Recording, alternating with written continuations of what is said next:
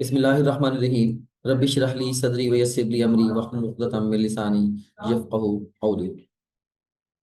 Dear students, अस्सलाम वालेकुम। आज मैं आपको गाइड करने वाला हूँ कि जस्ट 60 डेज में आपने किस तरह से एमडी कैट की तैयारी करनी है कि आपके 170 प्लस मार्क्स आ जाएं।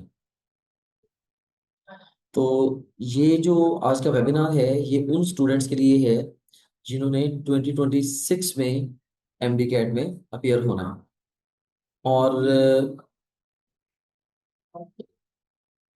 बेसिकली आज मैं आपको ये बताऊंगा कि आपने जो ना जो स्मार्ट वर्क है स्मार्टली आपने कैसे काम करना है। ठीक है, किस तरीके से आपने अपनी चीज़ों को अपनी तैयारी को बहुत ज़्यादा आसान बनाना है। आज के दो मेजर एरियाज ऑफ डिस्कशन है हमारे।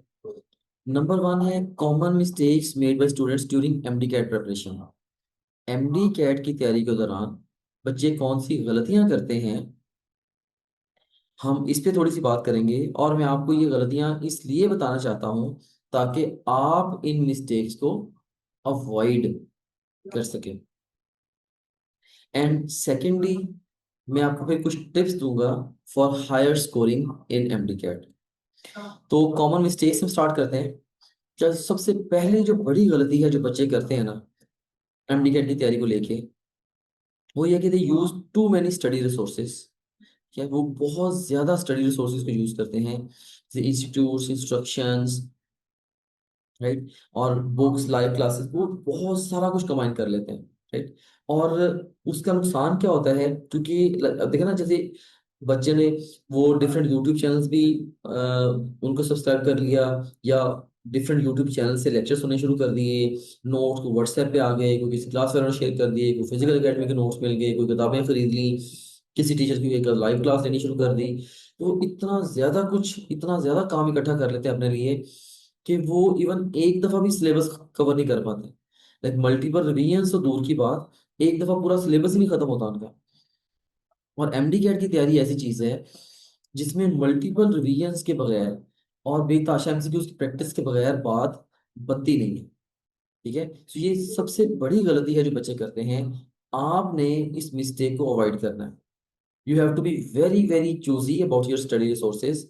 और आज इंशाल्लाह मैं एक एक्टिविटी के थ्रू आपके स्टडी रिसोर्सेज बिल्कुल पक्के भी करूंगा कि सिर्फ और सिर्फ इन गिवन स्टडी रिसोर्सेज को आपने यूटिलाइज करना है। तो सिर्फ देखिए कि ये एक चीज ना आपने जेहन में रखनी है। जस्ट इमेजिन करें ना कि अगर फर्ज करें कि आपके भी एमडी कैट में फाइनल एग्जाम में 2 महीने पड़े हैं, तो इस वक्त की घड़ी में एक यूनिट के लिए मे बी आपके पास जस्ट 6 घंटे हैं, एक यूनिट की तैयारी के लिए। So you will have to do whatever it takes, उस 6 घंटे में आपने एक यूनिट प्रिपेयर करना ही करना है। और अगर एक महीना पड़ा है तो मे बी आपको 3 घंटे पर यूनिट मिले। फिर 2 हफ्ते अगर पड़े हैं तो फिर 1 आवर मिले आपको। और इसी तरीके से जस्ट अगर 1 डे रह गया है तो फिर जस्ट आपको फ्यू मिनट्स मिलने हैं एक यूनिट के लिए।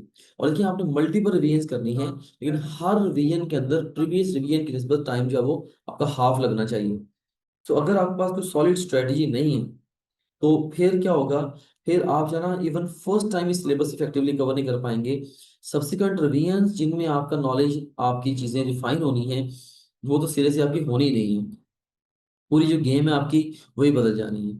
राइट, सो ये चीज आपने अंडरस्टैंड करनी है कि आपके पास टाइम लिमिटेड है, रिसोर्स आपके पास जो है ना जो आपकी एफर्ट है वो लिमिटेड है, और सिलेबस बेतहाशा है। तो अगर आपने कुछ स्मार्ट वे अडॉप्ट ना किया, आपने बिल्कुल टू दी पॉइंट तैयारी ना की, तो आपका बहुत सारा टाइम जो है वो वेस्ट हो जाना। ठीक है, और आप रिवीजन ही नहीं कर पाएंगे। दूसरी जो बड़ी गलती बच्चे करते हैं, वो ये करते हैं कि उनका एटीट्यूड जो है ना वो इनअप्रोप्रिएट होता है। क्या वो बिल्कुल एक बड़ा राइट एटीट्यूड चाहिए एमडी कैट में सक्सेसफुल होने के लिए। जैसे उनका एटीट्यूड क्या होता है, सबसे पहले नंबर पे they keep on blaming others. बजाय कि वो खुद रिस्पॉन्सिबिलिटी लें, वो ये कहते हैं जी कि अगर फलां टीचर ऐसे कर दे, मेरे घर वाले ऐसे कर दें, मेरा फेलो ऐसे कर दे, राइट, या अकेडमी वाले ये चीजें कर दें तो फिर मैं कामयाब हो सकता हूँ। उनका ना ब्लेमिंग एटीट्यूड होता है, ये मैंने बहुत ज्यादा ऑब्जर्व किया। इसके अलावा बाज बच्चे ओवर कॉन्फिडेंट होते हैं। उनको लगता है कि ये तो पीस ऑफ केक है, मेरे लिए एमडी कैट को इतना बड़ा एग्जाम ही नहीं है, मैं तो इसको आसानी से कर रहे हैं। फिर एक बहुत बड़ी वजह लेजीनेस भी है, बहुत सारे बच्चे वैसे लेजी होते हैं। ये जो एग्जाम है ये, इसमें स्पीड चाहिए आपको तैयारी के दौरान भी, इवन अटेम्प्ट करने के दौरान भी। लेकिन बाज बच्चे लेजी होते हैं, तो वो अपनी लेजीनेस की वजह से प्रॉपर तैयारी नहीं कर पाते। फिर फोकस पोर होता है, और एग्जाम को बच्चे जो है ना वो सीरियसली लेते भी नहीं है। राइट, बहुत सारे बच्चे लाइक वो सोचते नहीं है कि ये एमडी कैट एक ऐसा एग्जाम है जो उनकी लाइफ को टर्न कर सकता है, वो एग्जाम को बड़ा कैजुअली लेते हैं।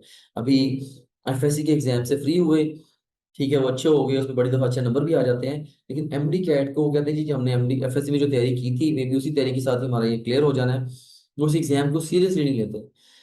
सो ये जो इनअप्रोप्रिएट एटीट्यूड है, ये वाला, ये भी डैमेज करने की, जो बच्चों का एमडी कैट स्कोर है उसको डैमेज करने की एक बहुत बड़ी वजह ये बनता है। उसके बाद अगर हम देखें, सो ये पॉइंट अगेन आपको मैं कहना चाहूंगा कि जो आपका जो एटीट्यूड है ना लाइफ के अंदर, that is going to determine your altitude. ठीक है, सो आपने अपना एटीट्यूड जो है ना वो सीरियस एटीट्यूड अडॉप्ट करना है टुवर्ड्स एमडी कैट। फिर तीसरी जो बड़ी गलती बच्चे करते हैं ना, don't have a strategic approach towards MDCAT. Right, so या एमडी कैट की तैयारी के लिए उनकी जो अप्रोच है वो स्ट्रेटेजिक नहीं होते। For example failing to make good study schedule, जैसे वो अच्छा स्टडी स्केड्यूल नहीं बनाएंगे। आपकी सारी चीजें ठीक है फर्स्ट करें, सिर्फ आपके पास एक अच्छा स्केड्यूल एग्जिस्ट नहीं करता कि आपने कितने टाइम में क्या करना है और कैसे करना है। राइट, कितनी रिवीजन आपने प्लान किए हैं, तो आपकी जो मेहनत है वो रायगा जा सकती है। अगर आप बहुत ही लाइक स्टूडेंट हैं, ब्रिलियंट हैं, जीनियस हैं, लेकिन आपकी रूटीन बैड है, आप अपने हर डे से मैक्सिमम आउटपुट नहीं ले पा रहे, फिर भी फेलियर के चांसेस बहुत ज्यादा बढ़ जाते हैं। इसी तरीके से हाँ, बच्चे बहुत सारे ये भी गलती करते हैं कि कई ऐसे एरियाज में बहुत ज्यादा टाइम स्पेंड कर देते हैं जहां से पेपर के में क्वेश्चंस बहुत कम आते हैं, और कई ऐसे एरियाज जहां से बहुत ज्यादा क्वेश्चंस आते हैं, उन एरियाज को सिरे से इग्नोर कर देते हैं। सो ये भी एक बड़ी गलती है जो बच्चे करते हैं। उनकी एमडी कैट की तरफ जो अप्रोच है बड़ी दफा वो स्ट्रेटेजिक अप्रोच नहीं होता। राइट, सो आपकी जो ये तीसरी बड़ी गलती है, आगे चल के मैं आपको ये भी बताऊंगा आपने इन गलतियों को अवॉइड कैसे करना है, आपने चीजों को लेकर चलना कैसे है। लेकिन मैं ये चाहता हूँ आप दूसरे बच्चों की गलतियों से सीख लें, कि जो गलतियां बाकी बच्चे करके फेल होते हैं, नाकाम होते हैं, आपने वो गलतियां नहीं करनी। उसके बाद फिर ये देखे ना, ये जैसे भी मैंने आपको बात बताई है कि ये आपका जो फोकस है, like you more focus should be on most likely to be tested areas. पढ़ना आपने थॉरोली एमडी कैट में, एमसीक्यू कहीं से भी आ सकता है, लेकिन आपने ज्यादा फोकस वहां पे करना है जो कि हाई यील्ड एरियाज हैं, जहाँ से पेपर में क्वेश्चन ज्यादा आ रहे हैं। और मेरी ऑब्जर्वेशन ये है कि आपके जो एमडी कैट पेपर का जो टू थर्ड है ना, वो one third of the syllabus में से आता है। अब अगर वो one third of the syllabus आपको पता नहीं है ना यार, ये कौन कौन सी चीजें हैं जो एग्जाम फेवरेट है, तो आप उनके ऊपर उस तरह से टाइम नहीं लगाएंगे, उनको एक्सेप्शनली ग्रिप नहीं करेंगे। और मजे की बात यह है कि जो एरियाज जितने ज्यादा इंपॉर्टेंट होते हैं, उनमें से उतने ही ज्यादा और उतने ही ज्यादा मुश्किल क्वेश्चन एग्जामिनर देता है, वहीं से बच्चे मार्क आते हैं। So once again, main takeaway यही है, पढ़ना आपने थॉरली है, लेकिन आपने ज्यादा फोकस करना है उन एरियाज को जहां से पेपर ज्यादा आए। उसके बाद फिर एक और बहुत बड़ी गलती जो बच्चे करते हैं, लाइक वो तैयारी करेंगे, लेक्चर सुनेंगे, टेस्ट भी कुछ हद तक अटेम्प्ट करेंगे, डिस्कशंस लेंगे, लेकिन बुक्स भी पढ़ेंगे, लेकिन उनकी गलती ये होती है कि वो इनफ एमसीक्यूज प्रैक्टिस नहीं करते।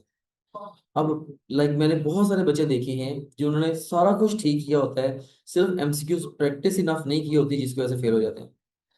और एक आम बच्चा, एक एवरेज बच्चा, लाइक वो क्या करता है, जो एकेडमी में जाकर तैयारी करता है, पूरे अटेंडेंस के सेशन के दौरान वो 4-5 हज़ार एमसीक्यूज की तैयारी करता है, एमसीक्यूज अटेम्प्ट करता है। जबकि इससे वो 5-6 गुना एमसीक्यूज की प्रैक्टिस में समझता हूँ कि रिक्वायर्ड है, 25-30 हज़ार एमसीक्यूज की प्रैक्टिस रिक्वायर्ड है, वो भी successful. Right, so laser number of MCQs को प्रैक्टिस करना, ये भी एक बहुत बड़ी गलती है। सो मैं यहाँ पे ये कहूंगा कि आपने क्लियरली अपने लिए डिफाइन करना है कि जी कम से कम मैंने इतने ड्यूरेशन में 30 हज़ार के करीब एमसीक्यूज प्रैक्टिस करनी है। देखिए, आपने जितनी ज्यादा प्रैक्टिस करते चले जाएंगे ना, उतनी ज्यादा गलतियां आपकी आपके सामने आती जाएंगी, और उतने आप रिफाइन होते चले जाएंगे। अगर टाइम मेरे पास बहुत शॉर्ट होता ना, अगर मैंने एमडी कैट की तैयारी करनी होती, तो मैं शायद क्या करता, मैं स्ट्रेट अवे मैं कोई बहुत अच्छा क्वेश्चन पूछ लेता, और उसमें से जो टॉपिक बाय टॉपिक है, चैप्टर बाय चैप्टर में बेताशा एमसीक्यूज की प्रैक्टिस शुरू कर देता, और जहां जहां मेरी गलती होती है वो मैं बुक से कंसल्ट करता जाता। राइट। सो कुछ इस या उस एमसीक्यू की एक्सप्लेनेशन पढ़ रहा है। सो एमसीक्यूज प्रैक्टिस के थ्रू सबसे ज्यादा डायरेक्ट तैयारी होती है। सो जितने ज्यादा आप एमसीक्यूज की प्रैक्टिस करेंगे उतनी आपकी गलतियां आपके सामने आएंगी, उनको आप करेक्ट कर लेंगे। So I am not worried if you are attempting questions and getting them wrong, कि अगर आप अटेम्प्ट कर रहे हैं ना, से आपने 100 सवाल अटेम्प्ट किए, आपके 30 गलत हो गए, इसमें परेशान नहीं होना। क्यों? क्योंकि आपने उन 30 से सीख लिया। अब सब्सिक्वेंट रिवीजन में आहिस्ता आहिस्ता क्या होगा, आपकी गलतियां जो है वो कम होनी शुरू हो जानी है। Very important. ऑलराइट। और उसके बाद फिर लाइक जो ये इम्पोर्टेंट बात है कि जो सक्सेस है ना इन दी एमडी कैट, ये डायरेक्टली प्रोपोर्शनल है to the number of MCQs. ठीक है।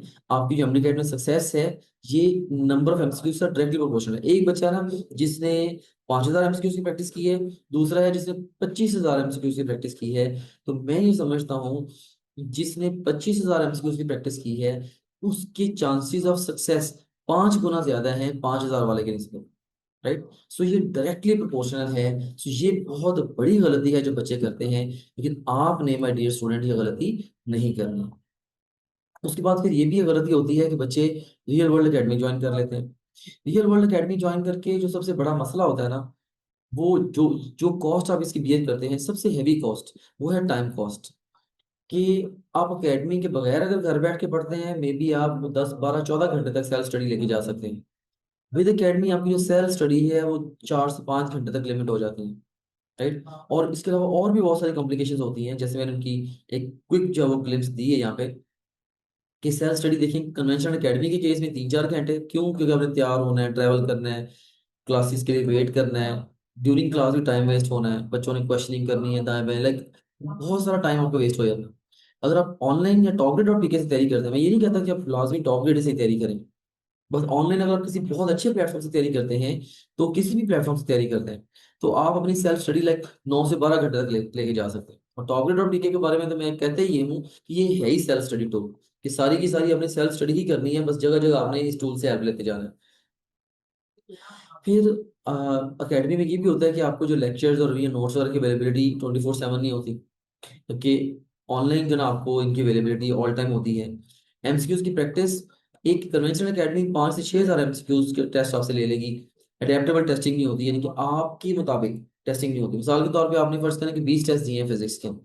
अब अगर आप चाहते हैं ना कि 20 के 20 टेस्टों में जो एमसीक्यूज गलत हुए थे, आप उन सारे एमसीक्यूज का एक दफा दोबारा टेस्ट ले रहे हैं, तो फिजिकल एकेडमी आपसे ये टेस्ट नहीं ले पाते। इस तरीके से और बहुत सारे सिनेरियोज हैं जिसमें आपको जरूरत पेश आती है। फॉर एग्जाम्पल आप कहते हैं यार मैंने न्यूक्लियस का टॉपिक पढ़ना है, लेकिन न्यूक्लियस में से पास क्वेश्चंस कौन से आ चुके हैं पिछले 10 सालों में, मैं वो देखना चाहता हूँ।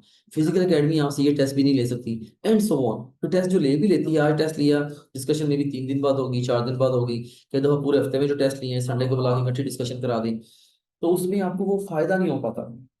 राइट। जबकि जब आप ऑनलाइन एमसीक्यूज की प्रैक्टिस करते हैं जैसे टॉपग्रिड जैसे टूल से, तो एक तो एमसीक्यूज की तादाद बहुत ज्यादा है, 25 से 30 हज़ार एमसीक्यूज हैं, अडेप्टेबल टेस्टिंग है, और हर क्वेश्चन की फौरी डिस्कशन है। अब तो हमने जो लेटेस्ट टेस्ट डेवलप किए हैं उनकी हमने फौरी वीडियो डिस्कशन भी दे दी है, और फौरी डिस्कशन आपको मिल जाती है। राइट। और साथ आपको आपके मार्कों के स्टैट्स भी मिल जाते हैं आपके परफॉर्मेंस एनालिटिक्स से। एफएलपी इसी तरीके से एफएलपी देते हैं, आज आप एफएलपी लिया, मे बी वो नेक्स्ट जाके डिस्कस होगा, तो रिजल्ट भी फौरन नहीं आता। आपके एफएलपी की बेस पे ये भी नहीं बताया जाता कि आपके कौन से सब्जेक्ट चैप्टर टॉपिक वीक है, लेकिन टॉपिक में आपको इंस्टेंट रिजल्ट मिलता है, आपके परफॉर्मेंस एनालिटिक्स मिलते हैं। बहरहाल, अब जो है ना मैं आपको टिप्स देने वाला हूँ एमडी कैट में हायर स्कोरिंग के लिए। अच्छा, ये जो टिप्स मैं देने वाला हूँ ना, ये बड़ी ही कमाल की टिप्स है। ना सिर्फ टिप्स हैं, बल्कि आपने ना कॉपी पेंसिल लेके मेरे साथ बैठना है, और आपसे मैंने एक्टिविटीज करानी है, आपने उन एक्टिविटीज को परफॉर्म करना है।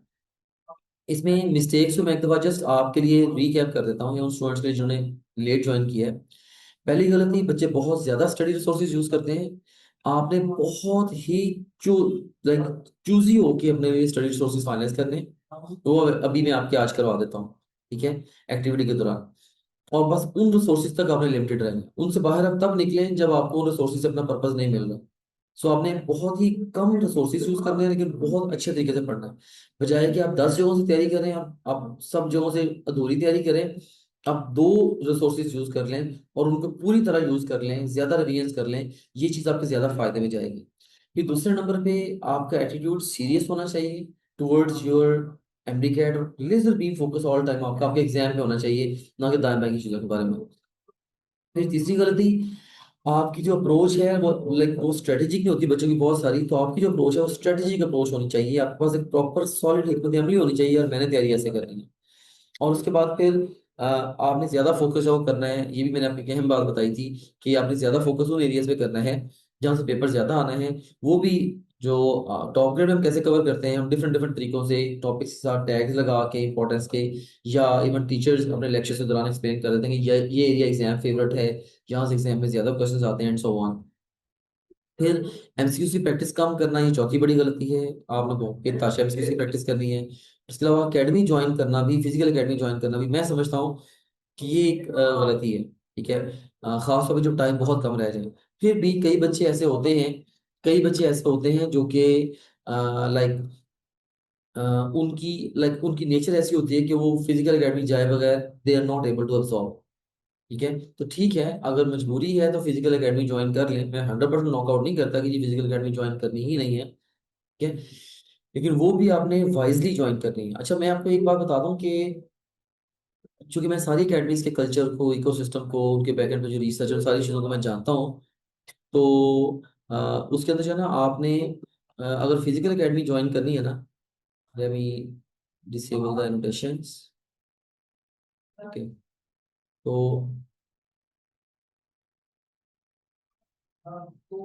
अगर आपने फिजिकल एकेडमी ज्वाइन करनी ही है, तो फिर आपने जो है ना क्या करना, आप मतलब मैंने जितनी भी एकेडमीज का कंपैरिजन लिया है फिजिकल एकेडमीज का, या उनको मैंने जितना मैं उनके सिस्टम को, चीज़ों को जानता हूँ, तो मैं पर्सनली समझता हूँ कि सबसे अच्छा जो इदारा है एडिटर्स की तैयारी के लिए, दैट इज किप्स।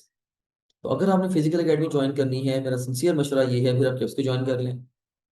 और लेकिन इससे भी ज्यादा प्रेफरेबल ये है कि आप टॉप ग्रेड और पीको को ज्वाइन कर लें। सो मेजॉरिटी जो दूसरी एकेडमीज हैं उनके पीछे बैकएंड पे कोई रिसर्च एंड डेवलपमेंट सेंटर नहीं है, कोई सॉलिड सिस्टम नहीं होता, तो बच्चे अल्टीमेटली अपना एक अहम तरीन टाइम एक नए इदारे के हाथ दे के, या ऐसे इदारे जो कि इस चीज़ पे एनर्जी नहीं लगा रहे, उनके साथ चीज़ें कवर करके तो वो अपना नुकसान कर बैठते हैं। तो आपने माय डियर स्टूडेंट नुकसान नहीं करना। टेक अवे में क्या दे रहा हूँ आपको, टेक अवे में आपको ये दे रहा हूँ कि अगर आपने फिजिकल एकेडमी ज्वाइन करनी है ना, तो वो आप किप्स को ज्वाइन कर लें। और उससे भी बेहतर ये है कि आप टॉप ग्रेड को ज्वाइन कर लें एज एन ऑनलाइन एकेडमी। ये आपकी चीज़ ज़्यादा फेवर में जाएगी ऑनलाइन। उसके बाद हम बात करते हैं कि हमारी मेरी टिप्स जो हैं, टॉप ग्रेड की टिप्स जो हैं वो for higher scoring in MD. इसमें सबसे पहले नंबर पे जो बात है ना, वो है कि आपने स्टडी रिसोर्सेज हर सब्जेक्ट के फाइनलाइज करने हैं। आज पहला दिन है आपकी तैयारी का, आप बिल्कुल पक्का कर लें कि आपने कहाँ से पढ़ना है। ठीक है, हर मजमून को लेके आप बिल्कुल डिसाइसिव हो जाएं कि यार मैंने अपनी तैयारी जो है ना फिजिक्स की और केमिस्ट्री और बायोलॉजी की इस जगह से करनी है। राइट, फिर वहां से आपने हिलना नहीं है। और राइट, इसमें जो है ना फिर अब आप एक एक्टिविटी करें कि आप जो है ना अपने जो स्टडी रिसोर्सेज हैं, लाइक आप ये तो एक काम करें कि आप ना अपने सब्जेक्ट्स के जो स्टडी रिसोर्सेज हैं जरा मुझे चैट में भेजें। फर्स्ट करें, मैं एक आपसे क्वेश्चन पूछता हूँ कि बायोलॉजी की तैयारी आपने कहाँ कहाँ से करनी है, किस किस मटेरियल से करनी है। आप मुझे चैट में टाइप करें, फिर मैं उसमें कमेंट कर देता हूँ कि आपकी अप्रोच ठीक है कि नहीं है। तो ये एक एक्टिविटी है छोटी सी, आप चैट में टाइप करें कि बायोलॉजी की जो तैयारी है वो आपने किस किस स्टडी रिसोर्स से करनी है। चैट में आप टाइप करें, फिर उसके अकॉर्डिंगली मैं आपको भी रिस्पॉन्ड करता हूँ। ये स्टूडेंट ने पूछे कितने आवर्स का लेक्चर है, जस्ट ये जो है ना मैक्सिमम 1 आवर तक जाना है, उसमें से हमारे 15-20 मिनट ऑलरेडी गुजर चुके हैं। मैं कोशिश करता हूँ विद इन 30 मिनट्स उसको मैं कंक्लूड कर लूँ। चलिए।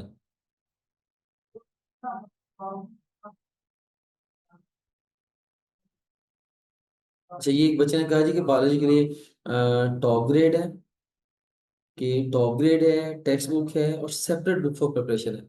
ये बेटा जो सेपरेट बुक है ये मुझे बताइए ये कौन सी है। और अब देखिए एक अनीब ने कहा कि ऑनलाइन, ऑनलाइन कहाँ से, पास पेपर्स वो भी कहाँ से, एंड किप्स बुक्स। ठीक है, एक बच्चे ने कहा टॉप ग्रेड। सो अच्छा, मैं आपको ना सिंसियर मशवरा दूं, बिल्कुल सिंसियर मशवरा। मैं आपको ना सारे सब्जेक्ट्स के बारे में बता देता हूँ कि आप देखिए, आपकी एक है साइंसेस, फिजिक्स, केमिस्ट्री, बायोलॉजी। जो 3 सब्जेक्ट्स है ना, इन 3 सब्जेक्ट्स के लिए आपको सिर्फ और सिर्फ 2 रिसोर्स चाहिए। नंबर 1, आपकी टेक्स्ट बुक, आपकी अपनी टेक्स्ट बुक, क्योंकि वो आपकी न्यूक्लियस है आपकी प्रिपरेशन की। आपका जो पेपर बनना है वो आपकी टेक्स्ट बुक में से बनना है। मैंने एग्जामिनर से मुलाकात की है जो कि क्वेश्चंस राइट करते हैं, एमसीक्यूज राइट करते हैं फॉर एमडी कैट। तो उन्होंने टेक्स्ट बुक से पेज नंबर के साथ, लाइन नंबर के साथ रेफरेंस देना होता है हर स्टेटमेंट का और हर ऑप्शन का। राइट। सो आपने अपने प्रोविंस की टेक्स्ट बुक्स, तो मामा पूछ रही है कि टेक्स्ट बुक्स कौन सी। आंसर इज, आपने अपने प्रोविंस की जो टेक्स्ट बुक्स है ना, आपने उन टेक्स्ट बुक्स को एक मेजर रिसोर्स के तौर पे लेना है। उनको आपको पढ़ना पड़ेगा, फिजिक्स केमिस्ट्री बायोलॉजी के लिए। और दूसरे नंबर पे इन तीनों सब्जेक्ट्स के लिए जो आपका रिसोर्स होना चाहिए, that is top grade dot PK, and that's it, बस। इसके अलावा आपको किसी रिसोर्स की जरूरत नहीं है। ठीक है। हाँ, डाउट्स डिस्कस करने हैं वो हमारे व्हाट्सएप ग्रुप्स में कर लें, वो एक अलग कहानी है। लेकिन जो चीजें दो आपने तैयार करनी है ना, जहां से आपने जो भी काम गिवन है एमडी कैट को लेके, उसको आपने फिनिश करना है, वो आपकी टेक्स्ट बुक है और टॉप ग्रेड ऐप है। और वो देखिए, आपने जो पीएमडीसी का सिलेबस है ना, उसके मुताबिक जो आपकी टेक्स्ट बुक में कंटेंट गिवन है उस एरिया को ब्रैकेट आउट कर लें। बस आपने वो ब्रैकेटेड आउट एरियाज पढ़ने हैं, टेक्स्ट बुक भी थॉरोली नहीं पढ़नी। आपने वो एरियाज पढ़ने हैं टेक्स्ट बुक के, जहां से लगी, जिन एरिया से रिलेटेड सिलेबस में उन्होंने मेंशन किया जी यहाँ से आपका एमसीक्यूज आने हैं। ठीक है। सो ये सनम उस्मान पूछ रही है कि जी नोट्स रिवीजन टेक्स्ट बुक वगैरह कैसे मैनेज करें। ये आगे चल के बेटा मैं आपको करवाता हूँ कि ये चीजें हमने कैसे लेके चलनी है। राइट। तो ये फहद कह रहे हैं कि फिजिक्स में तो न्यूमेरिकल क्वेश्चन डिफिकल्ट होते हैं। Yes, we know that. इसीलिए शहजाद साहब ने जो फिजिक्स के लेक्चर्स रिकॉर्ड करवाए हैं, उनमें बेतहाशा न्यूमेरिकल्स की प्रैक्टिस कराई है। बल्कि हर टॉपिक में आपको पिछले सालों में जितने न्यूमेरिकल्स आए हैं वो सारे उन्होंने करा दिए। ठीक है। सो अगर आप शहजाद साहब के लेक्चर सुन लेते हैं ना, तो डेफिनेट सी बात है कि आपके जो न्यूमेरिकल्स हैं वो सॉल्व हो जाने आसानी से। ठीक है। उन्होंने इस चीज को खास तौर पर फोकस में रखा हुआ है। सो उनके लेक्चर सुने और उसके बाद टेस्ट टेस्ट अटेम्प्ट करें। अच्छा मैम, हम बात कर रहे थे स्टडी रिसोर्सेज की। तो एक तो हमने देख लिया कि हमारे पास जो स्टडी रिसोर्स है फिजिक्स केमिस्ट्री बायो के लिए सबसे मेन, वो तो आपका टेक्स्ट बुक का टॉप रेट और पीक है। फिर इंग्लिश और लॉजिकल रीजनिंग के लिए बच्चे ना यहाँ पे गलती कर रहे हैं, दोनों में से थोड़े से सवाल आने हैं। ठीक है। तो इंग्लिश और लॉजिकल रीजनिंग को लेके आप लोगों ने क्या करना है, like just top grade dot peak है। टॉप ग्रेड के अलावा आपको किसी रिसोर्स की जरूरत नहीं है इंग्लिश और लॉजिकल रीजनिंग के लिए। टॉप ग्रेड में आपको लेक्चर भी मिलेंगे, टेस्ट भी मिलेंगे, डिस्कशन भी मिलेंगे, नोट्स भी मिल जाएंगे, जो रीडिंग मटेरियल है वो भी मिल जाएगा।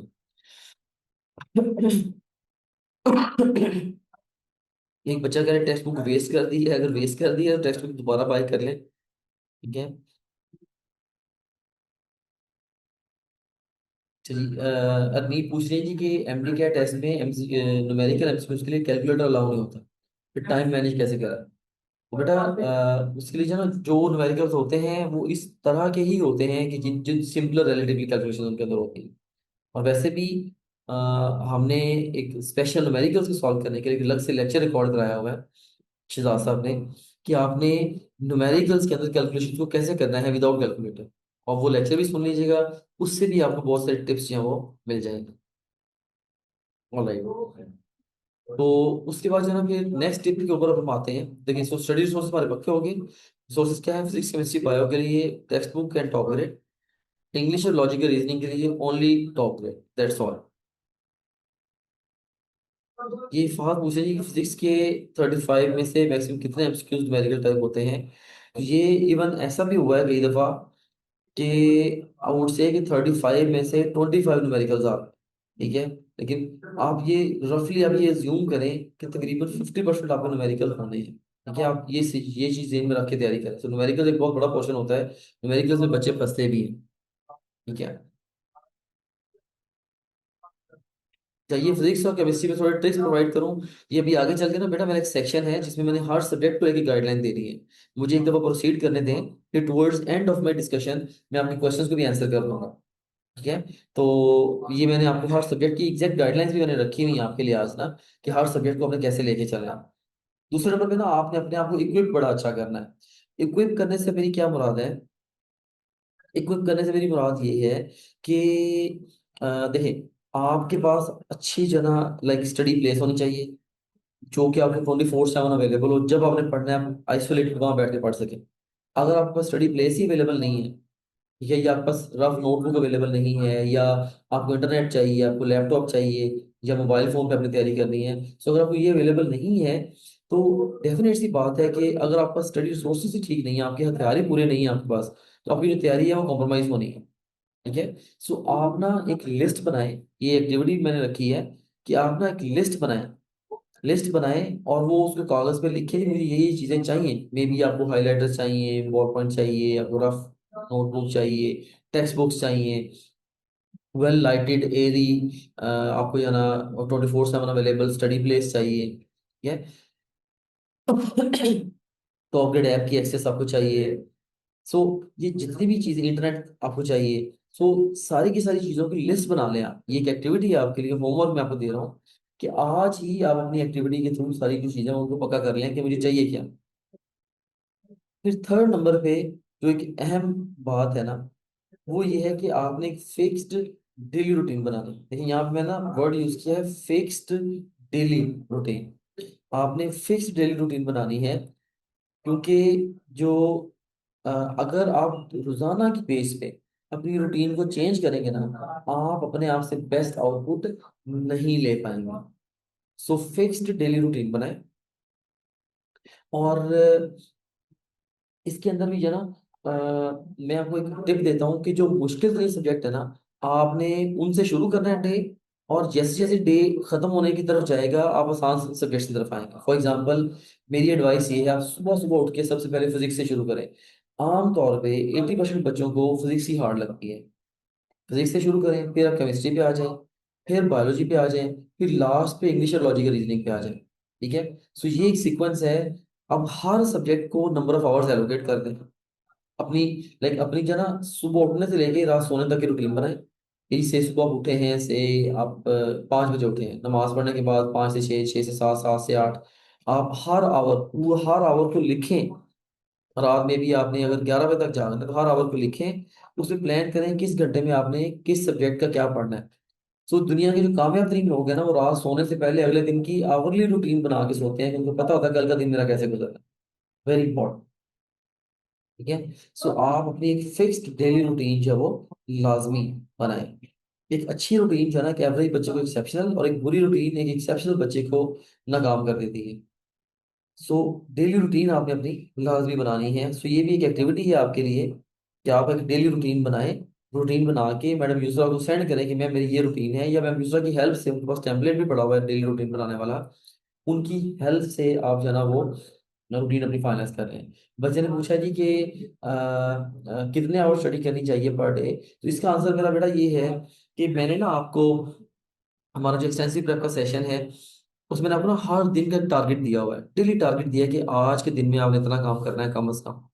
तो वो जो डेली टारगेट दिया है ना मेरा बेटा, आपने रोजाना उस टारगेट को कम से कम फिनिश करके सोना है। तो आप ये ठान लेंगे उसको फिनिश किए बगैर आपने सोना ही नहीं है, आपके 10 घंटे लगे, 12 लगे, 14 या 16 लगे। तो असल चीज नंबर ऑफ आवर्स नहीं है। असल चीज है कि वो काम आपका उस दिन का टारगेट मीट हुआ कि नहीं हुआ। That's what matters the most. ठीक है। सो डेली बेस पे आपने क्या करना है, आपने अपना जो अपने कह रहे हैं कि जो डेली टारगेट है उसको आपने हिट करना है। हाँ, वैसे मैं सजेस्ट करता हूँ कि आपकी जो आपके डेली बेस पे स्टडी टाइम है, खासतौर पे after your secondary exam, still your MDCAT, time बहुत थोड़ा है। मैं ये समझता हूँ कि आपको डेली 12 से 14 घंटे कम से कम पढ़ना चाहिए। 12 से 14 घंटे अगर आपने सक्सेसफुल होना, चूंकि ना ये तो फैक्ट है कि जो कंपटीशन है वो बहुत ही ज्यादा है। कंपटीशन बहुत ज्यादा है, और इतने कंपटीशन के अंदर अगर आपने मार्क्स लेने हैं तो ऑफ कोर्स आपको बड़ा एक्सेप्शनली फोकस करना पड़ेगा। तो जो बच्चा ज्यादा नंबर ऑफ आवर्स देगा, उसके सक्सेस के चांसेस जो है वो डेफिनेटली ज्यादा है। ऑलराइट। उसके बाद फिर नेक्स्ट टिप है जो मैं आपको देना चाहूंगा, वो है कि नेक्स्ट टिप है कि program your mind with our line of action for each subject. कि हमारा ना हर सब्जेक्ट को लेके एक क्लियर लाइन ऑफ एक्शन है।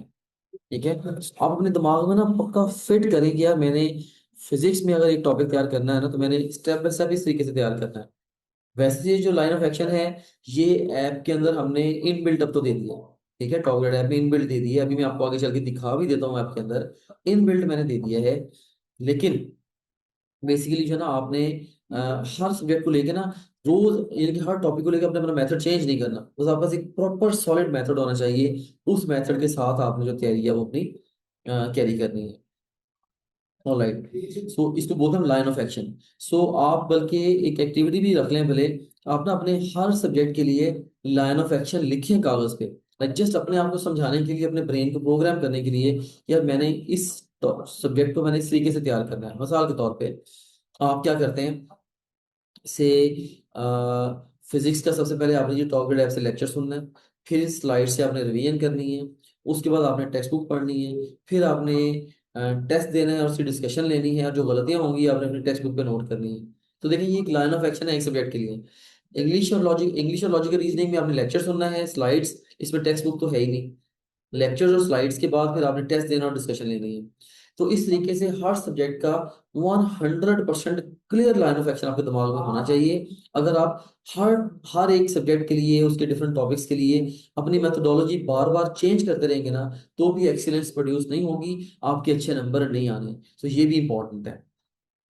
ऑलराइट, सो ये बच्चे ने क्वेश्चन पूछा जी कि सर फिजिक्स और केमिस्ट्री को देखकर इतनी टेंशन होती है कि पेपर कैसे क्लियर करेंगे, प्रिपरेशन कैसे होगी। बेटा आई प्रॉमिस यू, आप फिजिक्स और केमिस्ट्री के टॉप ग्रेड के जो हैकर्स हैं नए, शहजाद साहब हैं और आकाश साहब हैं, आप इनके लेक्चर सुने तो सही। वहां से जाके आप एक दिन मामा बेटा आप तैयार करके देखें कि कोई एक डे से फिजिक्स का केमिस्ट्री का डे वन आप प्रिपेयर करें पूरा लाइन ऑफ एक्शन जैसे हमने ऐप के अंदर दिया हुआ है। आप तैयार करके देखें, इंशाल्लाह आपको ये बहुत ज्यादा आसान लगने लग जाएगा। और वैसे भी ये आप अकेले नहीं है, हर बच्चे को ये तैयारी जो है वो परेशान करती है, ठीक है। तो और फिजिक्स खास तौर पे बहुत सारे बच्चों को परेशान करती है। तो अब परेशानी किसी भी मसले का हल नहीं होता।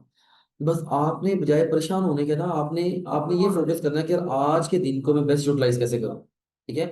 और मुझे पता है कि इस मुश्किल को हमने आसान बनाया है। देखिए ना, हमारा मतलब मिशन ये है कि हमने आपकी एग्जाम प्रेप को इजियर, एंजॉयबल और फास्टर, इजियर, एंजॉयबल और अफोर्डेबल बनाना। चार चीजें हम कहते हैं, इसके अंदर इजियर का वर्ड है। हमने आपके लिए काम को ऐप के अंदर बहुत ज्यादा आसान कर दिया है, आप इमेजिन भी नहीं कर सकते कि कितना ज्यादा आसान कर दिया है। अभी मैं आपको ऐप अभी लॉगिन करके दिखाता हूँ, you will know what I mean, ठीक है। उसके बाद फिर आप आगे चलते हैं कि अब नेक्स्ट है जी कि आपने ना आपको ना हर सब्जेक्ट के जो रूल्स ऑफ प्रिपरेशन है वो पता होने चाहिए। हर सब्जेक्ट की तैयारी होनी कैसे है। सो ये ग्रॉसरी में आपको जो है ना वो टिप्स दे देता हूँ। तो आपने अपने ना हर सब्जेक्ट की लाइक तैयारी के जो रूल्स है ना, कि जैसे फिजिक्स डेफिनेटली इसकी जो तैयारी है केमिस्ट्री की तैयारी से थोड़ी सी फर्क है, और बायो की तैयारी दोनों सब्जेक्ट से फर्क है, इंग्लिश और लॉजिकल रीजनिंग की भी अपनी अपनी लाइक उनकी सब्जेक्ट्स की डायनामिक्स है। सो हर सब्जेक्ट के रूल्स स्लाइटली डिफरेंट है, ठीक है।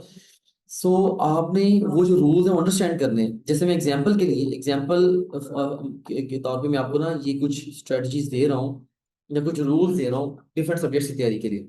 फॉर एग्जांपल देखें कि ये फिजिक्स की तैयारी के लिए पहले मैं बात कर लेता हूँ कि एक तो पीएमडीसी का जो सिलेबस है ना, ध्यान से तसल्ली से बैठ के सिलेबस को पढ़ें और इसको एब्जॉर्ब करें कि यार इस सिलेबस में जो है ना अल्टीमेटली दिया क्या गया है, लाइक उस पर एग्जामिनर ने पूछा क्या है, लाइक किस क्या एक्सपेक्ट कर रहे हैं हमसे, वो क्या आप तैयारी करें। प्रेफरेबली उन एरियाज को अपनी टेक्स्ट बुक के ऊपर, अपने ही प्रोविंस की अपनी ही टेक्स्ट बुक के ऊपर ब्रैकेट आउट कर लें, ताकि बार बार आपको सोचना ना पड़े कि क्या इंक्लूडेड है पीएमडीसी सिलेबस में, क्या इंक्लूडेड नहीं है। ठीक है, हर यूनिट को प्रिपेयर करते हुए साइड बाय साइड भी सिलेबस को देखें, लेकिन एक दफा बैठ के थॉरोली भी सिलेबस को पढ़े तो सही कि वहां पे एग्जामिनर आपसे चाह क्या रहा है। इसके बाद सेकंड नंबर पे आपने जो ना सिलेबस के कंटेंट को पढ़ना है फ्रॉम द टेक्स्ट बुक, ठीक है। आपने सिलेबस के कंटेंट को पढ़ना है और टेक्स्ट बुक से पढ़ना है, और उस एरिया को ब्रैकेट आउट भी करना है। याद रखना, आपकी सारी टेक्स्ट बुक जो है वो सिलेबस का हिस्सा नहीं है, सिर्फ सिलेक्टेड एरियाज है। तो आपने साइड बाय साइड जो है ना, इवन जो लोड है अपनी टेक्स्ट बुक रीडिंग का वो भी शेड करना है। अब इस बात का क्या मतलब हुआ कि टेक्स्ट बुक रीडिंग का लोड शेड करना है आपने, क्योंकि आपके पास ना हमेशा इतना टाइम नहीं रहना। जैसे आपको आज अगर फिजिक्स का एक यूनिट तैयार करने के लिए 6 घंटे मिल रहे हैं ना, तो आपको महीने बाद 6 घंटे नहीं मिलने जब आप सेकंड रिवीजन में थर्ड रिवीजन में जाएंगे। तो जब भी आप टेक्स्ट बुक को पढ़ेंगे, जब भी जिस भी स्टेज पे, पूरी जिंदगी याद रखना मेरी ये बात, अब जब आपने उससे नेक्स्ट टाइम टेक्स्ट बुक को पढ़ना है ना, आपके माइंड में टारगेट होना चाहिए कि यार अगली दफा मैंने आधे टाइम में पढ़ना है इसको। Very important. ठीक है। सो आपने जो ना जो सिलेबस का कंटेंट है वो थॉरली टेक्स्ट बुक से पढ़ना है, पीएमडीसी सिलेबस का कंटेंट पढ़ना है और टेक्स्ट बुक से पढ़ना है।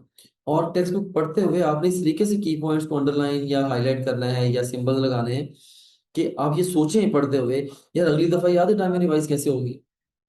फिर उसके बाद जो है ना, by studying any unit of physics, make your own notes of formulas. ठीक है। आमतौर पे ना मैं फॉर्मूलाज वगैरह या नोट्स बनाना मैं रिकमेंड नहीं करता फिजिक्स के लिए।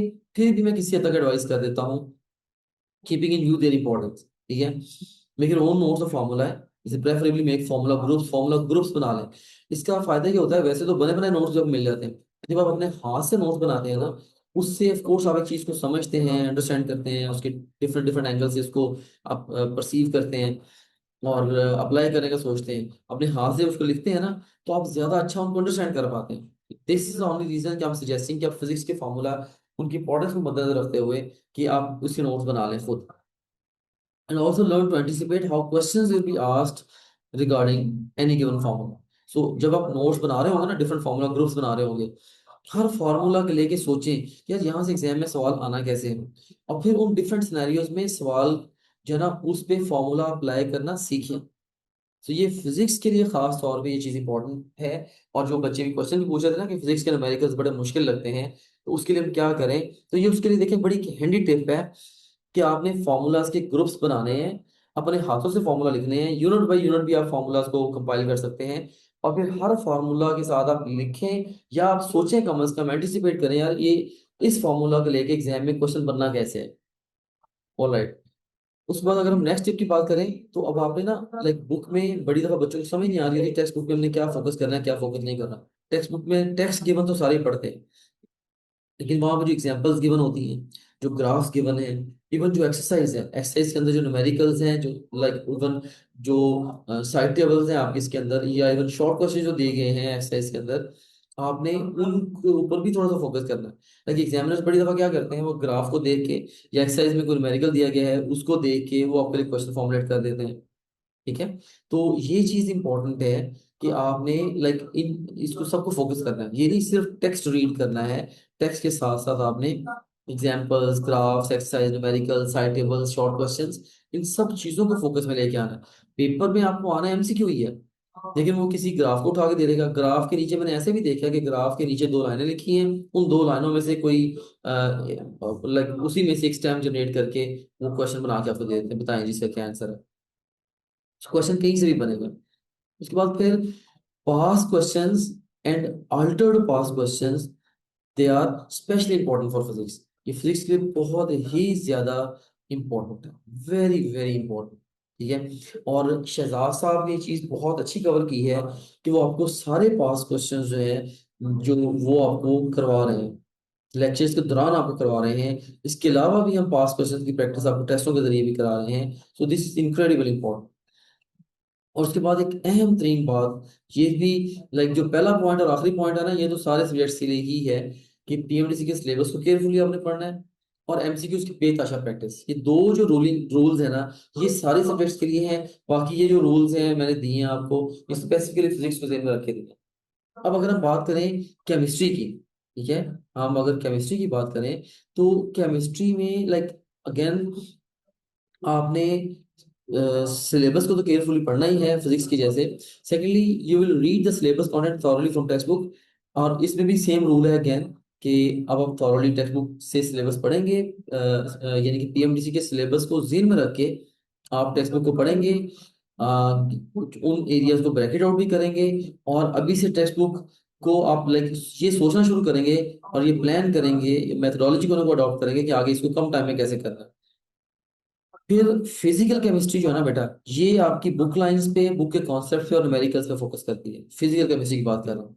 जबकि जो इनऑर्गेनिक केमिस्ट्री है ना, इनऑर्गेनिक केमिस्ट्री ये फोकस करती है trends in the periodic table पे और रिएक्शंस की कंडीशंस पे, टेम्परेचर, कैटलिस्ट वगैरह, सो इन पे फोकस करती है। देखो ना, ये एरियाज हैं, बिग बिग एरियाज हैं केमिस्ट्री के। हर एरिया में एग्जामिनर को डिफरेंट चीजें पसंद है। फिजिकल केमिस्ट्री मैंने आपको जैसे बता दिया कि बुक लाइंस हैं, बुक के कॉन्सेप्ट्स हैं, न्यूमेरिकल्स हैं, इस पे फोकस होना है। इनऑर्गेनिक के अंदर पीरियोडिक टेबल के ट्रेंड्स हैं या या रिएक्शन की कंडीशंस हैं, या और इसी तरीके से जो ऑर्गेनिक केमिस्ट्री है ना, ये एग्जाम के पॉइंट ऑफ व्यू से मैं समझता हूँ कि ये हाईएस्ट यील्ड है। और इसमें आप फोकस करेंगे किस चीज के ऊपर? इसमें आप फोकस करेंगे on the basic principles of reactions, उनकी एग्जांपल जैसे अल्कोहल डिहाइड्रेशन से एल्कीन ने बनना है, एंड कंडीशंस ऑफ रिएक्शंस वो भी इंपॉर्टेंट है। और कुछ भी आपने ऐसा प्रिपेयर नहीं करना जो कि टेक्स्ट बुक के स्कोप से बाहर हो। बड़ी दफा ना बच्चे क्या करते हैं, टेक्स्ट बुक के स्कोप से बाहर जाके तैयारी शुरू कर देते हैं। जस्ट आपने अपनी टेक्स्ट बुक पढ़नी है, देखिए हर वो चीज अहम है जो आपकी टेक्स्ट बुक के अंदर है, हर वो चीज भी अहम है जो टेक्स्ट बुक को समझने में मदद देती है। आपकी टेक्स्ट बुक के बाहर से पेपर नहीं आता, बहुत रेयर चांस है कोई एक आध क्वेश्चन कभी अगर आ भी जाए, लेकिन उस एक आध एक्सेप्शन के चक्कर में हम अपनी पूरी मेन स्ट्रीम जो तैयारी है उसको खराब नहीं कर सकते। सो आपने अपनी टेक्स्ट बुक को ही पढ़ना है। और आपने लाइक उसी लाइक बच्चे मुझसे पूछते हैं सर हमने टेक्स्ट बुक पूरी पढ़ ली अब हम क्या करें? मैं कहता हूँ एक दफा और टेक्स्ट बुक पढ़ें, फिर पढ़ ली, एक दफा और पढ़ लें। बिलीव करें, आप 10वीं दफा भी टेक्स्ट बुक को पढ़ेंगे ना, 10वीं दफा भी पढ़ेंगे, फिर भी उसमें कोई ना कोई चीजें ऐसी निकल आती हैं जो कि आपको पहले नहीं पता होती। राइट, सो मल्टीपल रीडिंग्स बहुत ज्यादा आपकी तैयारी को रिफाइन करती हैं। इसी तरीके से इसकी एमसीक्यूज की प्रैक्टिस बेतहाशा इंपॉर्टेंट है, वो भी आप लाजमी करें, और पास क्वेश्चन भी इंपॉर्टेंट है। उसके बाद फिर ये नेक्स्ट हम बात करते हैं जनाब इसकी बायोलॉजी की। तो बायोलॉजी जो है वो तो मेरा अपना सब्जेक्ट है, जो कि तो इसमें लाइक इसमें एक तो पीएमडीसी का सिलेबस अगेन केयरफुली पढ़ लेना है, टेक्स्ट बुक को आपने पढ़ना है और सिलेबस के मुताबिक पढ़ना है, जैसे आपको मैंने ऑलरेडी बाकी सब्जेक्ट्स के लिए गाइड किया, फिजिक्स केमिस्ट्री के लिए। बायोलॉजी जो है ना, अब वो फोकस करते हैं किस चीज पे? बुक लाइंस और बुक के कॉन्सेप्ट्स। लाइंस भी आती हैं, कॉन्सेप्ट भी आता है, दोनों चीजों में फोकस करना है। मैंने लेक्चर्स के दौरान दोनों एस्पेक्ट से आपको चीजें कवर करवाई हैं। और आपने जो है ना, जो टाइम एलोकेट करना है ना, लाइक वो उनकी लेंथ के मुताबिक नहीं करना, आपने एग्जाम में उनकी इंपॉर्टेंस के अकॉर्डिंगली टाइम एलोकेट करना। बायोलॉजी में कुछ टॉपिक्स बहुत लेंथी हैं, कुछ यूनिट बहुत लेंथी हैं, लेकिन एग्जाम के लिए उतने इंपॉर्टेंट नहीं है। और कुछ यूनिट्स है ना वो शॉर्ट है लेकिन एग्जाम के लिए बहुत ज्यादा इंपॉर्टेंट है। ठीक है, सो ये चीज भी हमने आपको गाइड किया है लेक्चर्स के दौरान भी, ऐप के अंदर डिफरेंट टॉपिक्स को टैग्स लगा के भी हमने ये चीज एक्सप्लेन करने की कोशिश की है। बहरहाल, तो आपने टॉपिक्स की अहमियत को ज़हन में रख के, ना कि उनकी लेंथ को ज़हन में रख के टाइम एलोकेट करना है। Your more focus should be on most likely to tested areas. फिर पास्ट क्वेश्चंस की प्रैक्टिस बहुत अहम है। टॉप ग्रेड के लेक्चर्स और रिवीजन नोट्स, बिलीव करें ये नहीं है कि मैंने खुद पढ़ाया है मैं इसलिए इसकी तारीफ तारीफ कर रहा हूँ, मुझे पता है कि कितनी मेहनत हुई है इनके बनने में, इन लेक्चर्स के डेवलप होने में। तो ये एक्सट्रीमली एक्सट्रीमली हेल्पफुल है। अल्हम्दुलिल्लाह कितने सारे स्टूडेंट्स मैंने ऐसे देखे हैं जो कि आप कह रहे हैं कि सिर्फ लाइक जो बिल्कुल कहते हैं सर हमने बस आपके लेक्चर सुने हैं और हमारा उसी से हमारे 100% मार्क्स आ गए। मैंने खुद भी बड़ी दफा एक्सपीरियंस किया है, लाइक जो पेपर आता है उसमें मैं देखता हूँ बहुत रेयर ऐसा कोई क्वेश्चन निकलता है इसके अंदर, जो भी एग्जाम एवरी ईयर हर प्रोविंस के जो आते हैं, बहुत रेयर ऐसा क्वेश्चन निकलता है जिस क्वेश्चन को मैंने डायरेक्टली लेक्चर्स में ना कराया हो। सो मैंने all possible and probable MCQs lecture में या उनसे रिलेटेड लर्निंग लाजमी तौर पे कवर कराई होती है। सो मेरे लेक्चर जो है ना ये बहुत ज्यादा सोच समझ के बने हुए हैं। सिमिलर अली साहब ने भी लेक्चर जो रिकॉर्ड किए हैं, वो लेक्चर्स भी सारे के सारे मैंने खुद उनको रिव्यू किया है और उनके साथ मिलके मैंने उनका कंटेंट सारा फाइनलाइज किया है। अली साहब खुद भी माशाल्लाह बड़े सीजन टीचर हैं, तो लाइक वो भी लेटेस्ट एग्जाम ट्रेंड्स को चीजों को जानते हैं, डीपली समझते हैं। तो टॉप ग्रेड के lectures and FNN extremely extremely helpful. वैसे तो ये सारे सब्जेक्ट्स के लिए बात ठीक है, खास तौर पे हमने जो नए जो हैकर्स हमारे आए हैं ना, जो नए टीचर्स आए हैं, उनके बारे में तो आप लाइक मैं कहता हूँ कि आंखें बंद करके जो वो कहते हैं आप करते चले जाएं, इंशाल्लाह आपको कामयाबी मिल जानी है। उनका अभी डिटेल्ड फीडबैक आया, बहुत सारे बच्चों ने ऐप के अंदर फीडबैक दिया है। तो लाइक स्टूडेंट्स है ना, वो एक कहते हैं ना स्टूडेंट्स सेटिस्फाइड होते हैं, एक होते हैं स्टूडेंट्स हैप्पी हैं, स्टूडेंट्स लिटरली डिलाइटेड हैं with the quality of their teaching. Right, so आप सारे लेक्चर्स और हमारे जो रिवीजन नोट्स हैं इनको अंडरएस्टिमेट ना करना। ये सबसे ज्यादा सबसे कम से कम टाइम में जिन चीजों ने तैयारी को आपको बूस्ट करा ना, बहुत ज्यादा बहुत कम टाइम में, वो टॉप ग्रेड के लेक्चर्स हैं। अगर कोई एक काम आप कहें ना कि आपने करना है एंट्रेंस की तैयारी को लेके, तो मैं कहूंगा कि वो आप हमारे लेक्चर सुन लें। और अगर दो काम करने हैं तो लेक्चर के बाद टेस्ट अटेम्प्ट करके अपनी गलतियों से सीख ले, ठीक है। सो लेक्चर्स और टेस्ट दोनों ही बहुत इंपॉर्टेंट है, ये दोनों में इनको मैं बड़ा लाजमी समझता हूँ।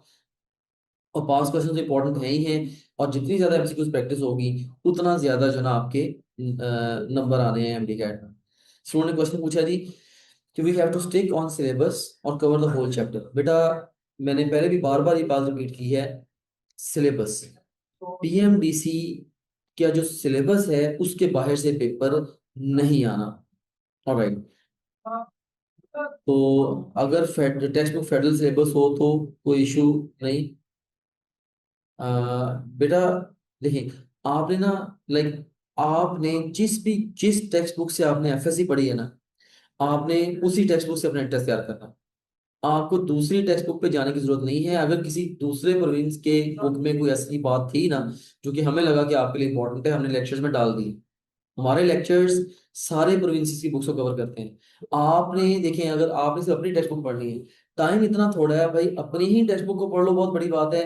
एक आपने रॉन्ग टेक्स्ट बुक और छेड़ ली ना साथ, सिर्फ एक आप पंजाब के स्टूडेंट हो, आपने सिर्फ और सिर्फ बायोफेडरल की साथ पढ़नी शुरू कर दी, पूरी की पूरी तैयारी का बेड़ा गर्क हो जाएगा। क्योंकि वो एक बुक आपसे नई सिरे से पढ़ी नहीं जानी। आपने जिस बुक को पहले 6 दफा पढ़ा हुआ है, आप उसी को नहीं तैयार कर पा रहे, उसी में से एमसीक्यूज आते हैं आपके गलत हो जाते हैं, तो नई किताब को पढ़ के आपने क्या करना है, ठीक है। सो आपने अपने ऊपर किताबों का बोझ नहीं डालना, आपका जो मेन गेम है आपके कॉन्सेप्ट्स की गेम है इसके अंदर, और अपने कॉन्सेप्ट्स को उठाएं।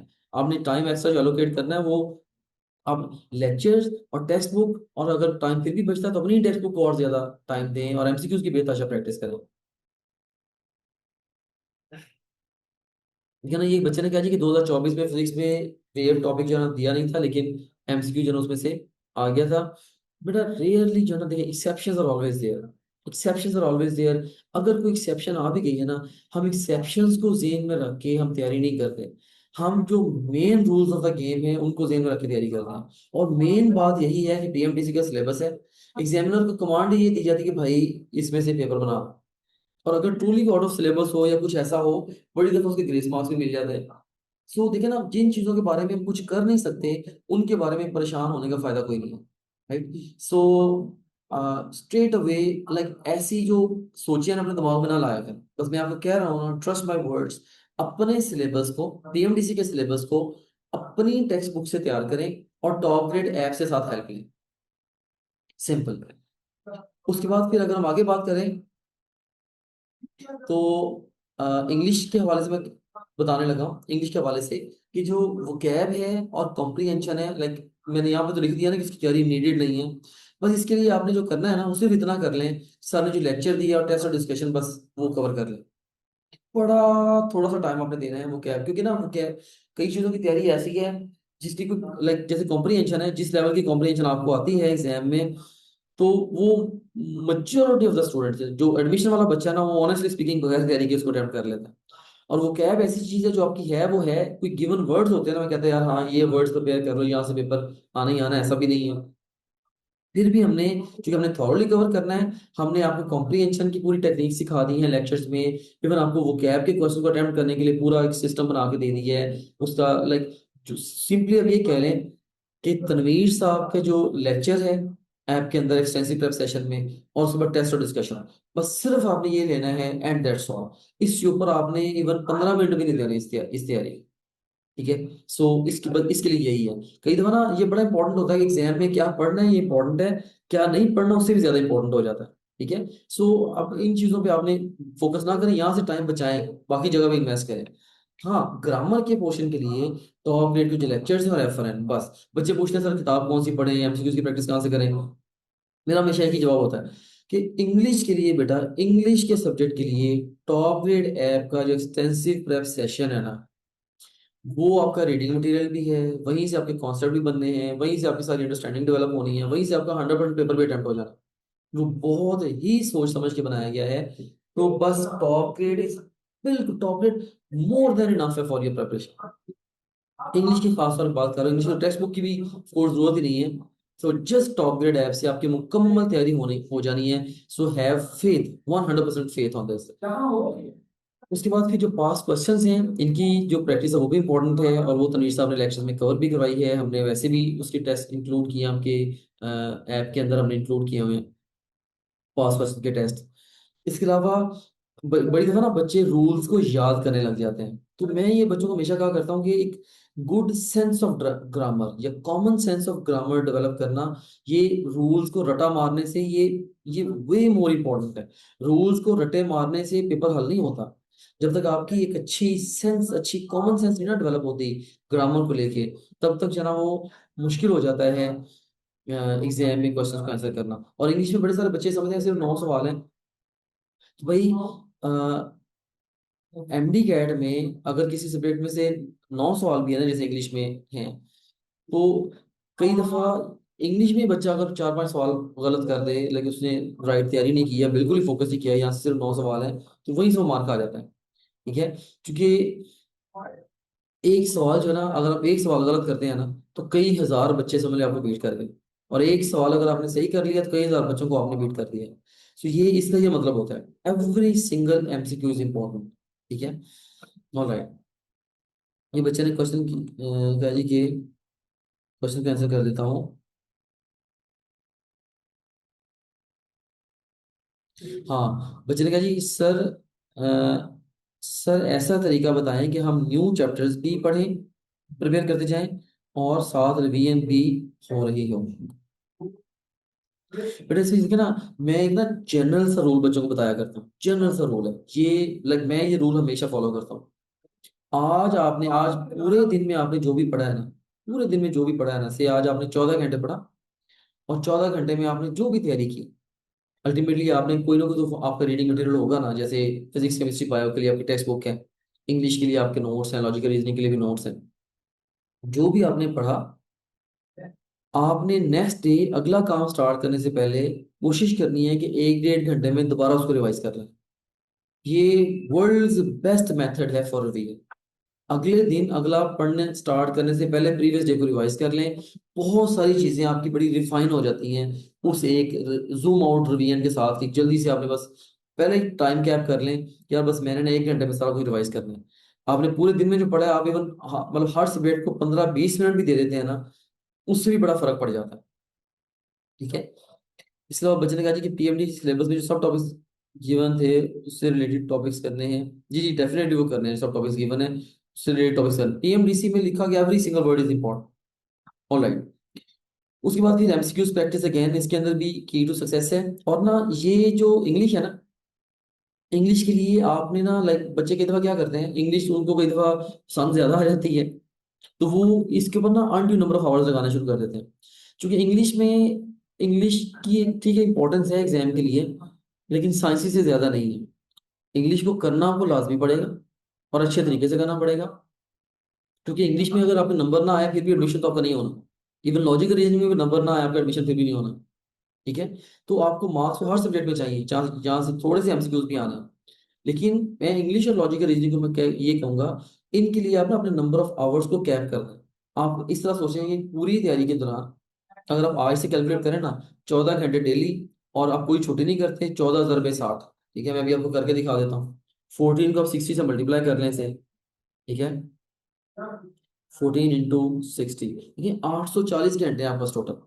अब 840 घंटे में आप खुद देख लें कि एक सब्जेक्ट के समय कितना टाइम आता है, और हर सब्जेक्ट में एक यूनिट के समय कितना टाइम आता है। अब जितना टाइम एक यूनिट के हिस्से में आता है, उससे ज्यादा टाइम आपके पास है ही नहीं। ठीक है, सो आपके पास बड़े ही लिमिटेड नंबर ऑफ आवर्स हैं। लाइक अगर आप मेरे से पूछे ना, ये जस्ट चंद घंटों की गेम है। ठीक है, 840 घंटे की बहुत ज्यादा नहीं होते, बड़ा थोड़ा सा टाइम होता है ये। ठीक है, तो ये 840 घंटे आपने बड़े स्मार्टली स्पेंड करने हैं, इन्वेस्ट करने हैं। और इसमें इंग्लिश और लॉजिकल रीजनिंग को टाइम कैप कर दें, कि जी आप सोच लें जी से लॉजिकल रीजनिंग है, बस मैंने टोटल इसके ऊपर 10 घंटे देने हैं। इंग्लिश है, मैंने टोटल इसके ऊपर जो है ना वो से जी 40 घंटे देने हैं, 60 घंटे देने हैं। बाकी फिजिक्स को आप देखें जी, मैंने 200, 250 या 300 घंटे मैंने फिजिक्स को देने हैं, 200 घंटे मैंने केमिस्ट्री को। इस तरीके से आपके number of hours overall allocate कर लें, अपने स्ट्रेंथ्स वीकनेसेस को देखते हुए। राइट, तो अब ये ईमान स्टूडेंट पूछ रही है, चलिए इससे पहले एक और बच्चे क्वेश्चन का आंसर कर देता हूँ। हम गिविंग नम्स एप्लीकेट also, so where should I prepare psychology MCQs. बेटा उसका भी जो साइकोलॉजी के एमसीक्यूज हैं, लाइक उसकी वो भी टॉर्गेट ऐप के अंदर हम आपको दे देते हैं। साइकोलॉजी के एमसीक्यूज, बस अब उनकी थोड़ी सी प्रैक्टिस कर लीजिएगा। कोई और ये कोई बहुत ज्यादा थोड़े से एमसीक्यूज जस्ट होते हैं, सो इनकी कोई तैयारी बहुत ज्यादा आई वुड से मैटर नहीं करती। नम्स की जो तैयारी है ना, मतलब मेनली आप ये कह रहे हैं कि अगर आपकी एमडी कैट की तैयारी अच्छी है ना, तो आपकी नम्स की तैयारी बाय डिफॉल्ट हो जाती है। ठीक है, ठीक है, नम्स का टेस्ट जरूर दें, मैं इनकरेज करता हूँ, लेकिन आपकी जो तैयारी है ना, जितने कम दिन है ना, दिमाग में ना फॉर गॉड सेक चीजों को स्कैटर ना करें। आपने एकेयू का टेस्ट देना, आप दें, आपने नम्स का टेस्ट देना, आप दें, लेकिन आपके माइंड में जो मेन फोकस होना चाहिए ना, वो आपका एमडीकैट होना चाहिए, जो आपकी मेन स्ट्रीम गेम है। ठीक है, एमडीकैट की तैयारी के साथ बाय डिफॉल्ट नम्स की तैयारी हो जाती है। तो एक और बच्चे ने क्वेश्चन पूछा हुआ है, टॉप ग्रेड के लेक्चर्स किस प्लेटफॉर्म पे होते हैं? बेटा हमारी ऐप है, वहां पे आपको टॉप ग्रेड के लेक्चर्स मिल जाएंगे। अच्छा, रिमेनिंग 60 डेज में टॉप ग्रेड की 60 days extensive cover MDCAT crush कर सकते हैं। बेटा इसके लिए मैंने आगे एक प्लान दिया हुआ है सनम, बेटा को कह रहा हूँ कि मैंने बच्चे आगे ना एक प्लान दिया हुआ है, आप उस प्लान के मुताबिक हमारी ऐप को यूज करेंगे, इंशाल्लाह यू विल बी सक्सेसफुल। ठीक है, इन 60 डेज में अगर आप एक्सटेंसिव प्रेप कर लेती है ना, इससे बड़ी ठीक ठाक आपकी तैयारी हो जाएगी। आप उससे there is a great chance कि सिर्फ एक्सटेंसिव प्रेप की तैयारी से ही आपका एग्जाम निकल जाए, इसका काफी ज्यादा चांस है। स्टिल हम कहते हैं कि बेहतर से बेहतर तर तैयारी होनी चाहिए, फिर भी मैं आपको कुछ और चीजें भी चाहता हूँ कि इसके साथ अगर आप कवर कर लें, फिर आपकी तैयारी, जैसे कहते हैं ना, सोने पे सुहागा, तो फिर आपकी तैयारी बहुत ज्यादा अच्छी हो जाएगी। ऑलराइट, सो इसी तरीके से ये जो लॉजिकल रीजनिंग है, इसके हवाले से अगर मैं आपको टिप्स दूं, तो आपने सर तमीर के सारे लेक्चर्स को सुनना है, और जो भी आपका ये जो लॉजिकल रीजनिंग में 6 सिनेरियोज है जहां से आपको एमसीक्यूज आने हो, तो आपने हर सिनेरियो के ऊपर एमसीक्यूज आंसर करने के लिए खुद को ट्रेन करना है, और ट्रेनिंग होती है ओनली थ्रू प्रैक्टिस। बस सर के लेक्चर सुने, और हर लेक्चर के बाद जो टेस्ट दिया गया है वो टेस्ट अटेम्प्ट करें, इंशाल्लाह आपके 6 में से 6 नंबर आ जाएंगे लॉजिकल रीजनिंग को लेकर।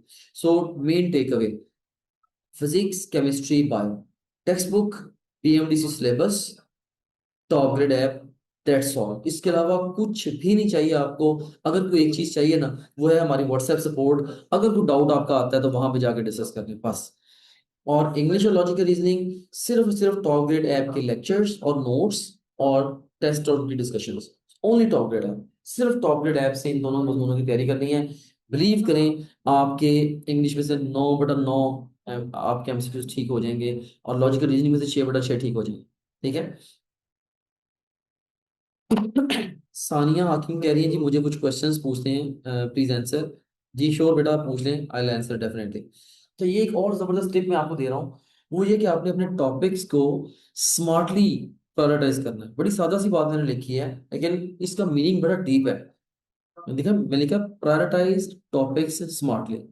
अब देखें कि मैंने ना लाइक एग्जाम में ये जो बात है, ये सर आबिद हैं किप्स के जो सीईओ हैं, वो ये कहा करते हैं, उनसे मैंने कॉपी की हुई है कि आपके पीएमडीसी सिलेबस के मुताबिक जो आपके टेक्स्ट बुक में एरियाज गिवन है ना, वो 3 तरह के हैं। एक जो आपने पढ़े हैं और आपको आते भी हैं, दूसरे जो आपने पढ़े हैं लेकिन आपको आते नहीं है, और तीसरे वो एरियाज जो आपने ना पढ़े हैं और ना ही वो एरियाज आपको आते हैं।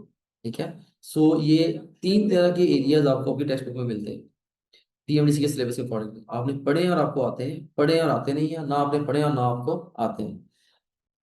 तो आपने फोकस करना है उन एरियाज पे, उन एरियाज पे आपने फोकस करना है जहां से एक्चुअली जहां से आपको मार पड़नी है, या सिंपली आपको जो नहीं आता।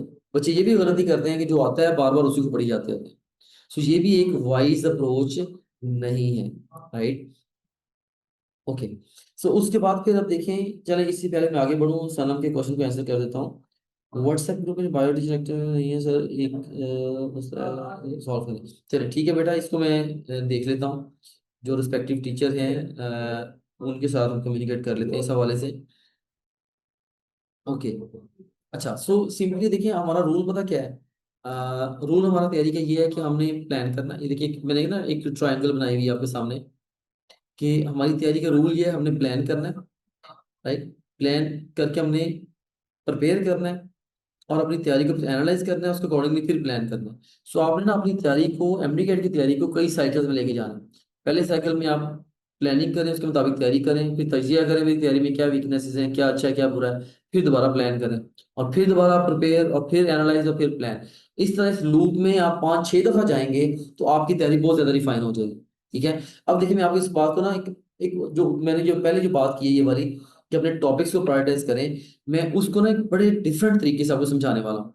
आप जरा ये गौर करना कि ये आपके सामने एक टेबल है, ठीक है। अच्छा, ये टेक्निक जो ना मैं ये यूज करता हूँ और ये इतनी इफेक्टिव टेक्निक है, यू कांट इमेजिन। क्या टॉपिक्स प्रायोरिटाइजेशन। और ये आखिरी दिन इसकी वर्थ पता चलती है जब आखिरी दिन बंदे ने रिवीजन करनी होती है। देखिए इस वक्त ना टॉपिक्स आपकी जितने भी पीएमडीसी सिलेबस के टॉपिक्स हैं, वो जो टॉपिक्स है ना, वो दो तरह से आप उनको कैटेगराइज कर सकते हैं, उनकी ग्रुपिंग कर सकते हैं। एक वो टॉपिक्स हैं जिनकी इंपॉर्टेंस हाई है, वो टॉपिक हैं जिनकी इंपॉर्टेंस हाई है। फिर वो टॉपिक्स हैं जिनकी इंपॉर्टेंस मीडियम है। फिर वो टॉपिक्स हैं जिनकी इंपॉर्टेंस लो है, ठीक है। इसी तरीके से सो इंपॉर्टेंस वाइज हाई, मीडियम और लो इंपॉर्टेंस वाले तीन तरह के टॉपिक्स हैं। हाई इंपॉर्टेंस यानी कि जो जहां से एमसीक्यूज बहुत ज्यादा आते हैं, पढ़ना थोड़ा पड़ता है। मीडियम इंपॉर्टेंस दरमियाना पढ़ना पड़ता है, दरमियाने से नंबर ऑफ एमसीक्यूज आते हैं। लो इंपॉर्टेंस जहां से पढ़ना बहुत ज्यादा पड़ता है, एमसीक्यूज थोड़े आते हैं। पहली बात। दूसरे नंबर पे जो टॉपिक्स हैं उनको डिफिकल्टी के हिसाब से भी आप प्रायोरिटाइज कर सकते हैं कि तीन तरह के टॉपिक्स हैं डिफिकल्टी के हिसाब से, हाई, मीडियम और लो। ऐसे एरियाज हैं जो बहुत मुश्किल लगते हैं, आपको सिरे से नहीं आते, यानी कि वो ना आपने पढ़े हैं ना आपको आते हैं, ठीक है। मीडियम डिफिकल्टी वो है जो आपने पढ़े हैं लेकिन आपको आते नहीं है, ठीक है। और लो डिफिकल्टी वो है जो आपने पढ़े भी हैं और आपको आते भी हैं, जैसे मैं पहले तीन एरियाज की बात की है। तो अब आप ये देखें कि पीएमडीसी का सिलेबस आपने उठाना है। अब वो सिलेबस को पकड़ लें, पकड़ के हर टॉपिक को आप पढ़ें। पढ़ के आपने ना पहला दो राउंड लगाने हैं। पहला राउंड क्या लगाएंगे, आपने इंपॉर्टेंस वाइज उनको कैटेगराइज करना है। लेकिन जो टॉपिक्स हाई इंपॉर्टेंस के हैं ना, उनके साथ आप वन लिखेंगे, मीडियम के साथ टू और लो के साथ थ्री लिखेंगे, ठीक है। या ये काम जो ना मैं प्रेफरेबली अभी आपको ना टीचर से करवा के दे देता हूँ, ठीक है। आपको चलिए मैं मजीद फैसिलिटेट कर देता हूँ, टीचर से करवा के आपको दे देता हूँ इंपॉर्टेंस वाइज, क्या कि किसकी इंपॉर्टेंस हाई, मीडियम, लो है। वैसे हमने ऐप के अंदर जो डिफरेंट टॉपिक्स हैं उनको टैग किया होगा, टैग किया हुआ है कि जिसकी इंपॉर्टेंस एग्जाम के लिए हाई, मीडियम, लो है। किस बेस पे हमने टैग किया है, प्रीवियस एग्जाम्स में कितने क्वेश्चंस किसी पर्टिकुलर टॉपिक्स के आए हैं, ये उसकी अहमियत बताती है ये चीज। तो देखिए ना, एक टॉपिक है जहां से हर साल लाइक 4 एमसीक्यूज आ जाते हैं, और एक है जहां से एक साल छोड़ के एक एमसीक्यू आता है। तो दोनों पे आप सेम एफर्ट लगाएंगे तो मैं समझता हूँ कि ये गलत है। पढ़ना थॉरोली है, लेकिन हमारा रूल क्या है, more focus on most likely to be tested areas.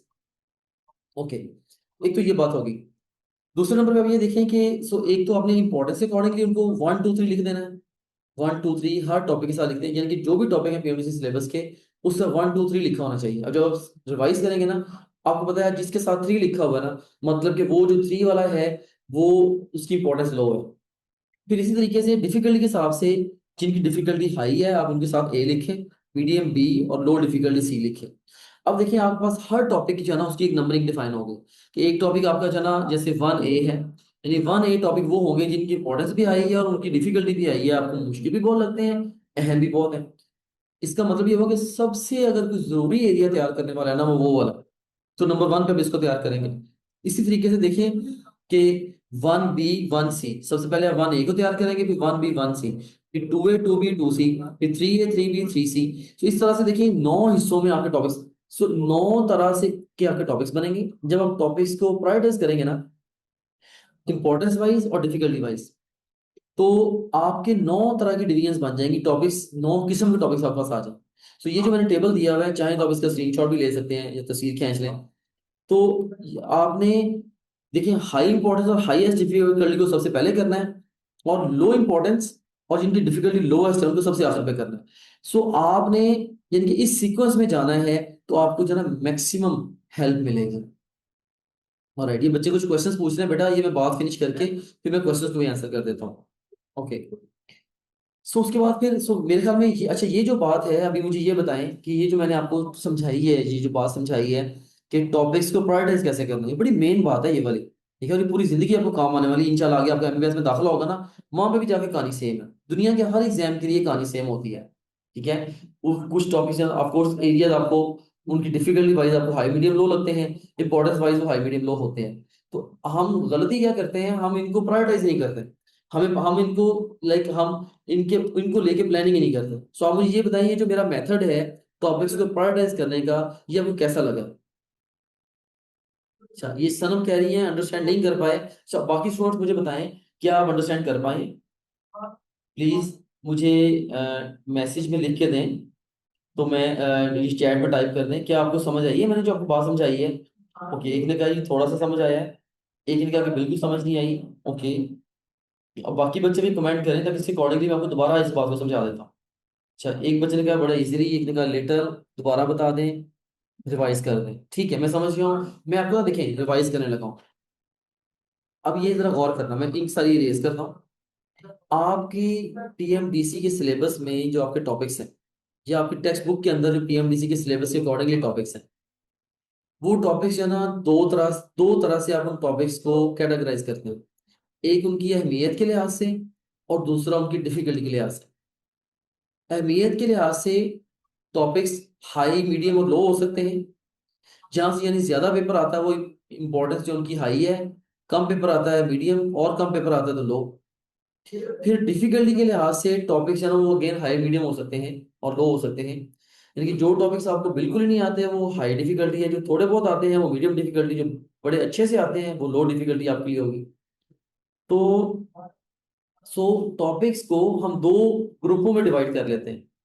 ठीक है, कि इंपॉर्टेंस के हवाले से हाई, मीडियम, लो, और डिफिकल्टी के हवाले से अगेन हाई, मीडियम और लो डिफिकल्टी।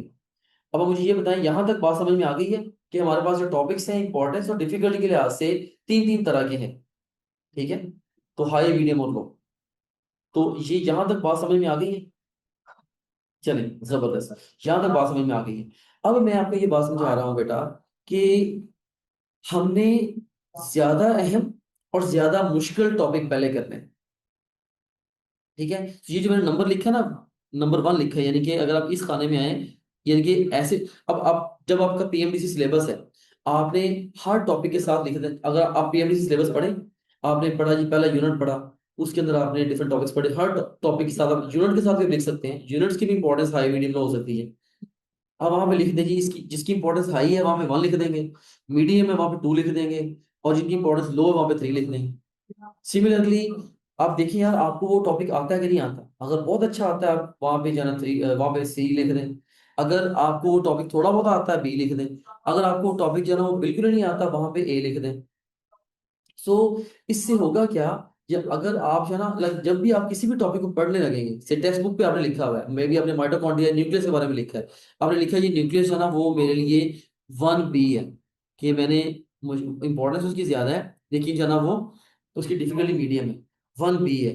अब खुद ही जब उसके साथ 1B लिखा होगा ना, आपको ऑटोमेटिकली पता है यार, अच्छा ये न्यूक्लियस 1B है, मतलब अहम भी है, मुझे थोड़ा बहुत आता है, चलो मैं इसको 20 मिनट दे के तैयार कर लेता हूँ। अब एक टॉपिक है, आपको पता है यार ये 1A है, मे बी फिजिक्स का प्रोजेक्टाइल मोशन है, आप कहते हैं मुझे इसकी कहानी समझ ही नहीं आ रही, जब भी यहाँ से क्वेश्चन आते हैं मेरे गलत हो जाते हैं। तो अब आपको पता है कि 1A है, खुद ही आपको पता है यार ये टॉपिक है ना, इंपॉर्टेंस भी ज्यादा है, डिफिकल्टी भी ज्यादा है, चलो मैं इसको 40 मिनट दे दूं। यानी कि इस नंबरिंग के थ्रू, इस कैटेगराइजेशन के थ्रू आपको ये समझ लग जाएगी कि किस टॉपिक को कितना टाइम देना है। सो जितना अहम टॉपिक होगा और जितना मुश्किल टॉपिक होगा, उसको उतना ज्यादा टाइम दें, और जितना कम अहम टॉपिक होगा और जितना आसान टॉपिक होगा, उसको उतना कम टाइम दें। क्या अब आपको मेरी बात सारी समझ में आ गई है? मुझे चैट में रिस्पॉन्ड करें मेरा बेटा, कि do you understand what I have told you. I want to make sure कि हर बच्चे ने इस बात को अच्छे से समझ लिया। Got it, got it, got it, that's great, excellent. अब आप मुझे ये बताएं, ये मेरा मेथड लगा कैसा, ये मेथड लगा कैसा है? क्या आपको ये नहीं लगता कि आखिरी दिन, जैसे इमेजिन करें ना, आखिरी दिन जब आपने रिवीजन करनी होगी, और आखिरी दिन अगर आपने रिवीजन करनी होगी, तो आपको क्लियरली पता है यार, मैं सिर्फ और सिर्फ कम से कम जो 1A टॉपिक्स है ना, मैं सारे के सारे को देखना तो देख लूंगा। लेकिन ये टेक्निक मैंने डेवलप की है, ये मेरी इनोवेशन है। ठीक है, मतलब आई एम अल्हम्दुलिल्लाह, I am a very exceptional learner. मतलब बहुत कम लोग हैं जो लर्निंग में मेरे साथ, मुझे पता है कि कम्पीट कर पाते हैं। मैं गिफ्टेड हूँ इस कॉन्टेक्स्ट के अंदर, अल्लाह ताला की तरफ से करम नवाजी है। मेरा एक फ्रेंड था Nishad, he was used to say you learn so fast that it scares मी।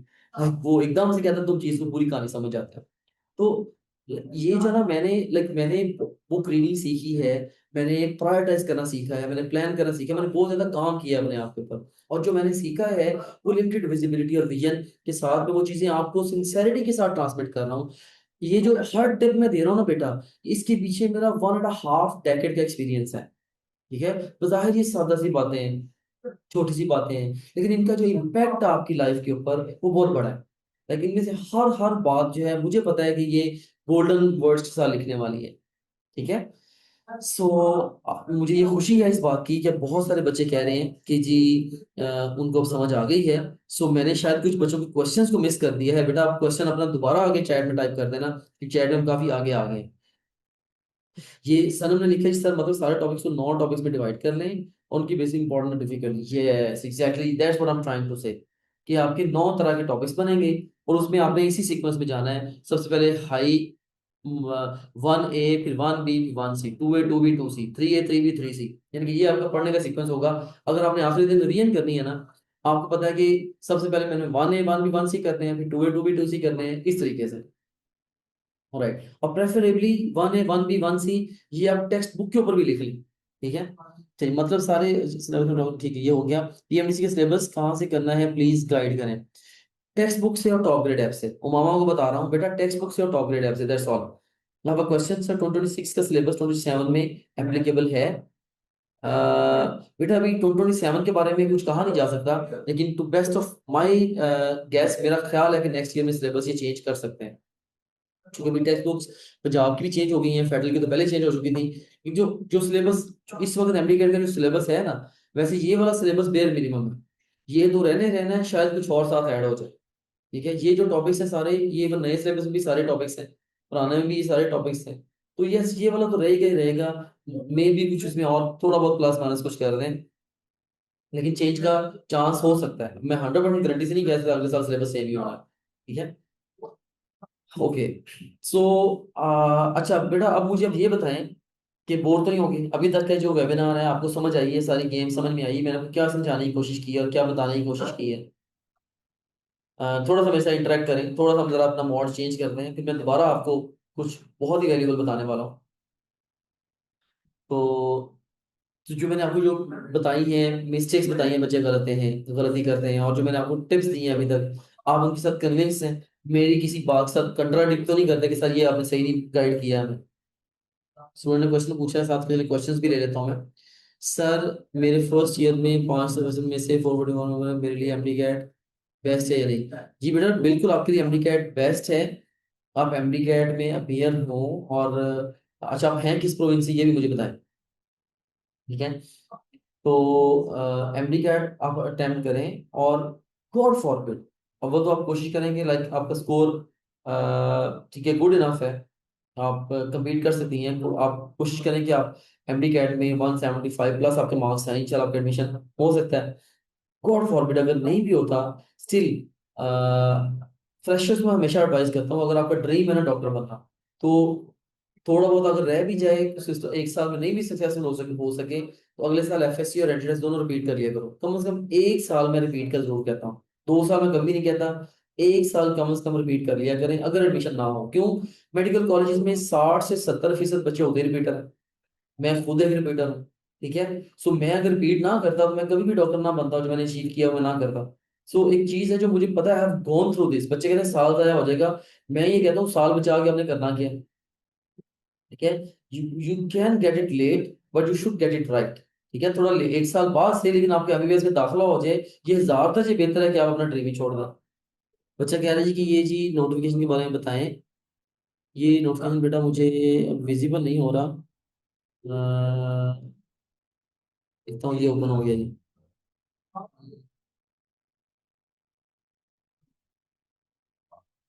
नहीं बेटा, इस हवाले से जाना कोई ऑथेंटिसिटी नहीं है।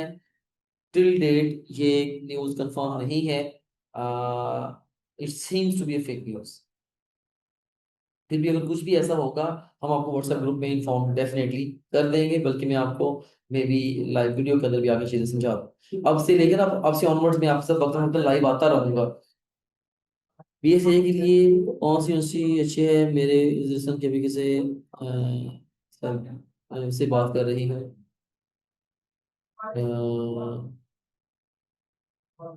बीएसएन एआई, अच्छा आप केपी से हैं, आप कर सकती हैं उससे, लाइक एआई यूनिवर्सिटी से आप देख सकती हैं। ठीक है। या नस में कोई एआई का कोर्स देख लें, वहां से अगर आप कवर कर सकें एनईटी क्लियर करके, that might work as well. हम एमडी कैट के स्टूडेंट को हम ना फंक का कोर्स भी ऑफर करते हैं, जिसमें आप लोगों को डिफरेंट यूनिवर्सिटीज के एंट्रेंस टेस्ट की तैयारी करा देते हैं। ठीक है, तो अगर आप कोई ऐसा एम रखते हैं तो आप फंग का कोर्स भी हमारा ज्वाइन कर सकते हैं, जो फंग है for medical students. Sir first year में 600 से 470 मार्क्स हैं, एमडी बेस्ट ऑप्शन है मेरे लिए या नहीं, मुझे बीडीएस करना है। बेटा अगर तो आप प्राइवेट अफोर्ड करती हैं तो फिर तो इसी साल आपका एडमिशन हो सकता है, अगर अफोर्ड नहीं करती फिर आपको रिपीट करना पड़ेगा। बढ़िया, एनयू फास्ट टेस्ट का डिफिकल्टी लेवल कितना होता है? बेटा इनके टेस्ट जो है डेफिनेटली बगैर तैयारी के और बगैर पूरी पॉइंट तैयारी के अटेम्प्ट ये नहीं होते।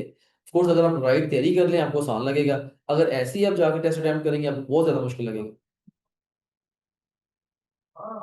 ओके, सो नेक्स्ट, सो कोई और बात अभी तक जो आप कहना चाहें? कोर्स होने का जी, उमामा ने सर जैसे भी हमारे सेकेंड ईयर के पेपर हुए हैं तो हमारी प्रिपरेशन कंप्लीट नहीं हो सकी, तो क्या हम फिर पेपर नेक्स्ट ईयर दे सकते हैं या इस ईयर देना होता है? नहीं बेटा, आपने इसी साल एडमिट का पेपर देना है। खुदा ना खासा अगर आपका नहीं क्लियर होता तो आप रिपीट कर लेना, लेकिन पेपर तो दें, आप उसका एक्सपीरियंस लें, बल्कि कोशिश करें इस साल आप सक्सेसफुल हों। ठीक है, घबराना नहीं है, डरना नहीं है, अपनी एफर्ट लगानी है पूरी।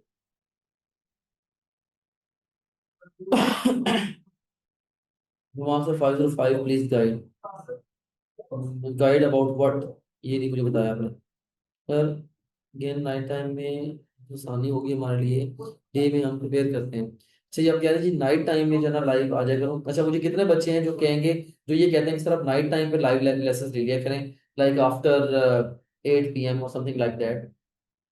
मुझे जरा बताएं कि नाइट टाइम पे मैं अगर लाइव आना हूँ या डे टाइम पे आऊँ, अब ना अपनी तरफ से ना बेस्ट टाइम सजेस्ट कर दें, लाइक मॉर्निंग, आफ्टरनून, इवनिंग और नाइट, इसमें से आप ना मुझे टाइप कर दें क्या, चार ऑप्शन मैंने आपको दे दिए, मॉर्निंग, आफ्टरनून, इवनिंग और नाइट।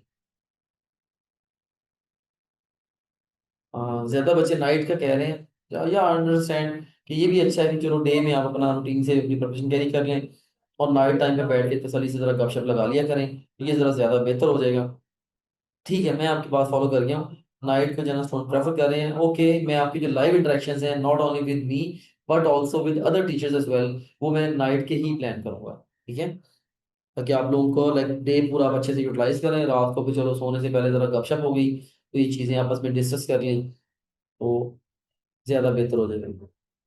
ओके, फिर ना एक और टिप मैं आपको दे रहा हूँ कि आपने हर टेस्ट जो कि आप टॉप ग्रेड ऐप पे देना है ना, वो आपने जस्ट लाइक रियल एग्जाम को सोच के देना है, जैसे आप असल इम्तिहान में जैसे जितना आपका टाइम होगा वही सिचुएशन इमेजिन करें और उतना ही सीरियस हो कि यार इस सवाल मैंने अटेम्प्ट करना है, लाइक आपके दिल में ना प्रॉपरली रियल एग्जाम होना चाहिए।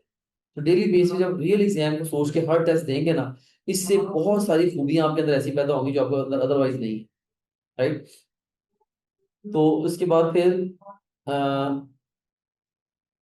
हाँ, ये सानिया कह रही है मेरे फर्स्ट ईयर में 470 और 600 मार्क्स हैं। हाँ जी बेटा, एमडी कैट आपके लिए डेफिनेटली बेस्ट ऑप्शन है, आप एमडी कैट दें। एमडी कैट में अगर आपके नंबर अच्छे आते हैं, अब प्राइवेट में तो आपका दाखिला काफी चांस है कि हो ही जाएगा, अगर प्राइवेट अफोर्ड आप नहीं करती फिर आप एमडी कैट रिपीट कर लेना। ठीक है, लेकिन एमडी कैट आपने तैयारी करनी है भरपूर तरीके से, इसी साल करनी है और एमडी कैट देना ही देना है। ठीक है, ओके। फिर एक और बड़ी जबरदस्त टिप है, अच्छा ये मैंने ना बड़ा एक अजीब एक डिफरेंट सी चीज देखी है कि जो स्टूडेंट्स है ना, वो लाइक उनको मैं ये एडवाइस करता हूँ कि आपने ना दूसरे वेल प्रिपेयर्ड स्टूडेंट्स के साथ तैयारी करनी है, you have to prepare with other well prepared students. ठीक है, अगर आपका साथी नालायक है ना, आपने भी नालायक हो जाना।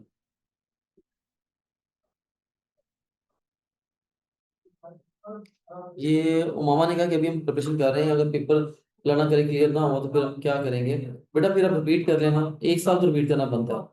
जो लोग कहते हैं कि स्टडी आवर्स मैटर नहीं करते और सिर्फ लक चलती है, नहीं लक नहीं भाई, हार्ड वर्क चलता है, hard work and smart work दोनों चलते हैं। एमडी में बीडीएस के लिए कितने मार्क्स? बेटा ये डिपेंड करता है प्रोविंस टू प्रोविंस, ये वेरी करता है, फिर गवर्नमेंट प्राइवेट के हवाले से भी वेरी करता है, लेकिन एमबीबीएस और बीडीएस के मेरिट में कोई खास फर्क नहीं होता। ग्रॉसरी अब ये कह सकते हैं कि आपके लाइक 93-94% एग्रीगेट बनना चाहिए आपका, फिर आपकी बात बनती है। जनरली स्पीकिंग यही रिक्वायरमेंट है। सो अगर कोई बच्चा है ना जो नालायक है, जो खुद सीरियस नहीं है तैयारी करने के लिए, उसके साथ अपनी तैयारी ना करें, आपकी तैयारी का बेड़ा गर्क हो जाना है। ऑलराइट, और कोशिश करें कि एक स्टडी फ्रेंड बनाएं जिसके साथ आप मिलके काम करें, डिसाइड करें डेली हमने आज ये कवर करना है, उसको डिस्कशन करना। स्टडी फ्रेंड अच्छा कोई ना कोई होना ना जरूरी है, जिसके साथ आप अलाइन होके डेली बेस पे आप लोग आपस में चीजें डिस्कस भी करें, सेम सेम सिलेबस तैयार करें, एक दूसरे को हेल्प करें। सो एक लाइक जैसे एक मैं कहूंगा होना चाहिए आपका स्टडी फेलो। अगर दो या तीन है फिर टाइम वेस्ट होना शुरू हो जाता है। सर अगर हम टॉप ग्रेड प्रैक्टिस टेस्ट दें बट बबल्स फिल करने में एक्सपर्ट नहीं हो पाएंगे, बट बबल फिल करना जो है ना ये कोई इतना बड़ा मसला नहीं है। वो वैसे ही आपको ये एक शीट लेके मेरे, वो मैं आपको शेयर करवा दूंगा, उसका प्रिंट निकाल के ना बस एक दिन बैठ के कोई 10-15 मिनट प्रैक्टिस कर लेना, बबल आपके फिल हो जाएंगे। आपको सवाल आते हैं ना, इतना कमला कोई भी नहीं होता, बबल आपके कहीं नहीं जाते। ठीक है। सो वो मैं फाइनल इंस्ट्रक्शन जो आपको दूंगा उसमें भी बबल फिल करने का तरीका का बता दूंगा। प्रॉपर गाइड करता होगा कि इस तरीके से बबल फिल करना है, कि आपने साइडों पे पहले फिल करके फिर उसको सेंटर में आगे फिल करना है। ठीक है। ओके। नेक्स्ट हम चलते हैं जी कि अपनी स्किल्स के ऊपर आपने बेटा काम करना है, स्किल्स को एनहेंस करना है आपने। स्किल से क्या मुराद है? बुक पढ़ने का तरीका, आपका टेस्ट देने का तरीका, स्ट्रेस को मैनेज करने का तरीका, टाइम मैनेज करने का तरीका, क्या एमसीक्यू अटेम्प्ट करने का तरीका। ये छोटी छोटी स्किल्स हैं, इन सब स्किल्स के ऊपर भी अभी कमिंग डेज में मैं वीडियोस बना बना के ऐप में ना मैं एक नया सब्जेक्ट इंट्रोड्यूस करा रहा हूँ, और वो स्किल एनहेंसमेंट के नाम से। तो हर दूसरे तीसरे दिन उसमें खुद ब खुद ही आपके रोड मैप के अंदर ही एक लेक्चर आ जाए करना, एक वीडियो आ जाए करनी है। वो वीडियो आपने देख लिया करनी है। और ऐप का नाम बेटा टॉप ग्रेड है, टॉप ग्रेड डॉट पी के। वो वीडियो आ जाए करनी है। तो उस वीडियो के ऊपर जो है ना आप लोगों ने वो वीडियो देख लेनी है, और उससे ना आपकी स्किल्स एनहेंस होती चली जाए। ठीक है। ऑलराइट। सो आप एक अपनी स्किल्स की एक लिस्ट बनाएं कि कौन, कि देखिए ना सिर्फ तैयारी है ना वो इनफ नहीं है कि सिर्फ आपका नॉलेज हो। आपको नॉलेज के साथ साथ स्किल्स भी चाहिए, नॉलेज एंड कॉन्सेप्ट्स के साथ साथ स्किल्स भी चाहिए। आपकी अगर टाइम मैनेजमेंट अच्छी नहीं है ड्यूरिंग प्रिपरेशन या ड्यूरिंग एग्जाम, तो भी आप मार्क आ जाएंगे। क्या फायदा 2 महीने तैयारी करने का, दिन रात लगा के, अगर एग्जाम ने आपने 20 एमसीक्यू छोड़ के ही आने हैं, दाखिला ही नहीं होना। So you will have to be good at so many access to be successful. काफी सारी चीजों में आपको बहुत एक्सेप्शनल और बहुत अच्छा होना ही पड़ेगा। सो स्किल्स की लिस्ट बना लें। और कुछ बातें कंक्लूजन के टाइम पे, बहुत ही अहम बातें, कि सिंगल मोस्ट इंपॉर्टेंट फैक्टर जो आपकी सक्सेस को डिटरमिन करेगा ना, वो आपकी सेल्फ स्टडी है। और अगर आप कन्वेंशनल एकेडमी में जाते हैं, आपको सेल्फ स्टडी के लिए 3-4 घंटे मिलने हैं, और फेलियर के चांसेस बढ़ जाते हैं। ठीक है। For some students conventional academies work, लेकिन जैसे भी है कन्वेंशनल अकेडमी सेल्फ स्टडी का टाइम तो कॉम्प्रोमाइज कराती है। तो टॉपरेट और पीके जो है ना, ये 9 से 12 घंटे, इवन 14 घंटे आप समझ रहे हैं, आप कर ही सारी सेल्फ स्टडी रहे हैं, अपनी मर्जी से आप अपनी तैयारी कर रहे हैं। जो टॉपिक आपको बहुत अच्छा आता है आप उसका लेक्चर भी चाहे ना सुने, सीधा उसमें टेस्ट अटेम्प्ट करें, टेस्ट में भी आपके 100 बटा 100 आ जाते हैं या 100% नंबर आ जाते हैं। तो आपको क्या जरूरत है, आप आगे मूव करें। सो आप अपनी पेस पे तैयारी कर सकते हैं। जो फिजिकल एकेडमी में काम 2 दिन में होता है, आप एक दिन में भी कवर कर सकते हैं। अच्छा, और हम प्रिपरेशन कर रहे हैं, पर फॉर्म फिल करना होगा, पेपर कहाँ देना होगा, प्लीज रिप्लाई। अच्छा बेटा, ये जो है ना मैं आपको एक नंबर शेयर कर देता हूँ, अगर आप लोगों ने इसको ज्वाइन करना है ना, तो ये नंबर मैं चैट रूम में दे रहा हूँ, आप लोग ना इस नंबर पर रब्ता कर रहे हैं जिन बच्चों को ज्वाइन करना है। ये अली साहब होंगे यहाँ पे, आप इनसे कांटेक्ट कर लीजिए, तो ये आपको ज्वाइन करवा देंगे। Specially design Sunday test sir ये अरेंज करवा दें बेटा, क्योंकि हर बच्चे को हम उसकी बेस पे तैयारी करवा रहे हैं। हमने वैसे ही आपके जो टेस्ट हम रखे हुए हैं, और आगे चल के quarter syllabus, half syllabus test वगैरह भी रखे हुए हैं। सो आप जस्ट जो हमने सिस्टम डिजाइन किया ना, हमने बड़ा सोच समझ के डिजाइन किया हुआ है। आप उस सिस्टम के मुताबिक तैयारी करते जाएं, इंशाल्लाह success will be your fate. Have faith. आपने मेरे से इतनी सारी कन्वर्सेशन की है, मेरी जो सिंसेरिटी है ना विद द स्टूडेंट्स, मैं ये समझता हूँ ये यहाँ पे क्वेश्चनेबल है। ठीक है। I am very very sincere with my students, और मैंने जो सिस्टम्स डिजाइन किए हैं, जितना काम किया है इस वक्त पाकिस्तान में, इतना डीपली काम एडिडास को लेके अल्हम्दुलिल्लाह किसी ने भी नहीं किया हुआ जितना हमने खास तौर पे इस साल में कर छोड़ा। ठीक है। 2026 में हमने बहुत एक्सेप्शनल काम किया है। ठीक है, तो आप जाके, जिन बच्चों ने नहीं देखा, वो top grade app play store से डाउनलोड करें या वेबसाइट विजिट करें topgrade.pk, जाके आप ट्रायल ले देखें कि किस तरीके से हम तैयारी करा रहे हैं। लाइक हमारा मेथड बिल्कुल डिफरेंट है, और सुपर फास्ट है, और सुपर इजी है, और बड़े इंजॉयबल वे में हम आपको तैयारी करा देते हैं। जल्दी से अपनी डिस्कशन वाइंड अप करता हूँ, फिर मैंने भी एक और ऑनलाइन मीटिंग में भी जाना है। कि तो इफ यू आर सीरियस, तो हाँ ये बड़ी अहम बात है कि अगर आप सीरियस नहीं है ना, अगर सीरियस नहीं है तो टॉप ग्रेड आपको हेल्प नहीं करेगा। टॉप ग्रेड जो है ना, ये ऑफ कोर्स अगर आप खुद ही पढ़ना ही नहीं चाहते तो मतलब हम क्या कर सकते हैं, ठीक है। सो सीरियस होना जरूरी स्टडीज को लेके। फोन नंबर के बारे में बताएं बेटा, फोन नंबर मैंने दे दिया है। अगर आपने टॉप ग्रेड को ज्वाइन करना है, मजीद को गाइडेंस लेनी है, आप इस नंबर पे चले जाएं, आपको गाइडेंस मिल जाएगी। इस नंबर पे व्हाट्सएप कर दें। सर हम एमडी के पेपर क्लियर दे देंगे और उसके बाद आगे की फी वगैरह बहुत एक्सपेंसिव होती है, तो क्या किया जाए? नहीं बेटा, फी बहुत ज़्यादा नहीं होती। अगर आपका पब्लिक सेक्टर में दाखिला हो जाता है फिर तो फ्री जैसा एमबीबीएस होता है, फिर तो इतनी फी नहीं होती। ठीक है, आप एमबीबीएस में दाखिला ले लें, फी का मसला होगा फिर हम कवर कर देंगे आपको, वो मसला नहीं है। ठीक है, ओके। सो बहरहाल ये मतलब एक वो एक है, एक डायग्राम के थ्रू मैं एक्सप्लेन करना चाह रहा हूँ कि एंट्रेंस की जो तैयारी है ना, एंट्रेंस की तैयारी देखें, एक कन्वेंशनल सिस्टम है और एक रेवोल्यूशनरी सिस्टम है। ठीक है, दो तरह से इसको कैटेगराइज करते हैं, कन्वेंशनल और रेवोल्यूशनरी। और अगर हम लेफ्ट टू राइट जाएं तो पर्सनलाइज नहीं है और पर्सनलाइज है। ज्यादातर इदारे आम तरीके से तैयारी करवा रहे हैं, राइट, जो कि कन्वेंशनल है मोर, और पूरे पूरे ग्रुप्स को तैयारी करवा रहे हैं। टॉप ग्रेड जो है वो बहुत एडवांस है और हर बच्चे को इंडिविजुअल तैयारी करा रहा है। So this is way better, way ahead in the game. ठीक है, ओके। सो आप टॉप ग्रेड से अगर तैयारी करते हैं, आपका टाइम भी बचेगा, पैसे भी बचेंगे, तैयारी भी बेहतर होगी, और इवन इंशाल्लाह आप कामयाबी होंगे। सो that's all for today from my side. I hope that you have enjoyed the process of learning with me. Stay connected, इंशाल्लाह मजीद भी लाइव सेशन में मिलते रहेंगे। खुश रहें, जज़ाकल्लाह, अल्लाह हाफिज। ये क्वेश्चंस का आंसर एक दो मैं आंसर कर देता हूँ। 24 ही देना है, दिस इज माई फर्स्ट। हाँ तो ठीक है बेटा, NIT 4 आपने देना है तो हमारा NIT 4 के लिए कोर्स अवेलेबल है, वहां से आप तैयारी कर लें इंशाल्लाह। बहुत कम टाइम में बहुत अच्छी तैयारी करा देंगे आपको। हमने पेइंग कैंडिडेट तो कितना मेरिट होगा मिनिमम बेटा, वो तो फिर हर साल रिलेटिवली वो डेवलप होता है ऑफ कोर्स। जो पब्लिक सेक्टर की निस्बत तो मेरिट काफी लो होता है। बच्चे ने कहा जी ये बुक्स कैसी हैं? बेटा बुक्स जो है ना मार्केट में वो बेतहाशा हैं, ठीक है। हजारों की तादाद में एमडी कैट की तैयारी के लिए जो बुक्स हैं, तो मुझे तो उस काम का पता है जो मैंने डेवलप किया है, बाकियों के बारे में कमेंट नहीं करता। तो जो अल्हम्दुलिल्लाह काम हमने डेवलप किया है वो बहुत ज़्यादा हमने ज़बरदस्त तरीके से डेवलप किया है, काफ़ी रिसर्च करके डेवलप किया है। मैं तो बस आपको उस पर कॉन्फिडेंस दे सकता हूँ, फिर भी आपने देखना है, आप खुद जाके इस बुक को पढ़ें, देख लें आपको फ़ायदा होता है कि नहीं होता, उस अकॉर्डिंगली डिसाइड कर लें।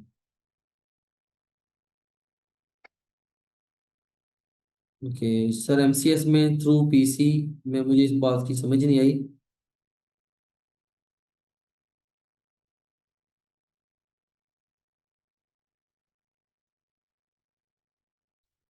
अच्छा जी, उस्मान कह रहा है कि मैं अपने इस कॉल को ट्रांसक्राइब कर रहा हूँ, you can do whatever you like. So ठीक है जी student, so that's all for today. Hope that you have enjoyed the process of learning with me. मैं ई कैट 2 के बारे में गाइड करूंगा, जी जी बिल्कुल, मैं इंशाल्लाह भी, मेरा भी एक और सेशन आगे चलने वाला है, वो है फॉर प्री इंजीनियरिंग स्टूडेंट्स, तो उनको मैं उनकी तैयारी के बारे से गाइड करने वाला हूँ। ठीक है जी, so that's all for today, thank you very much, अल्लाह हाफिज।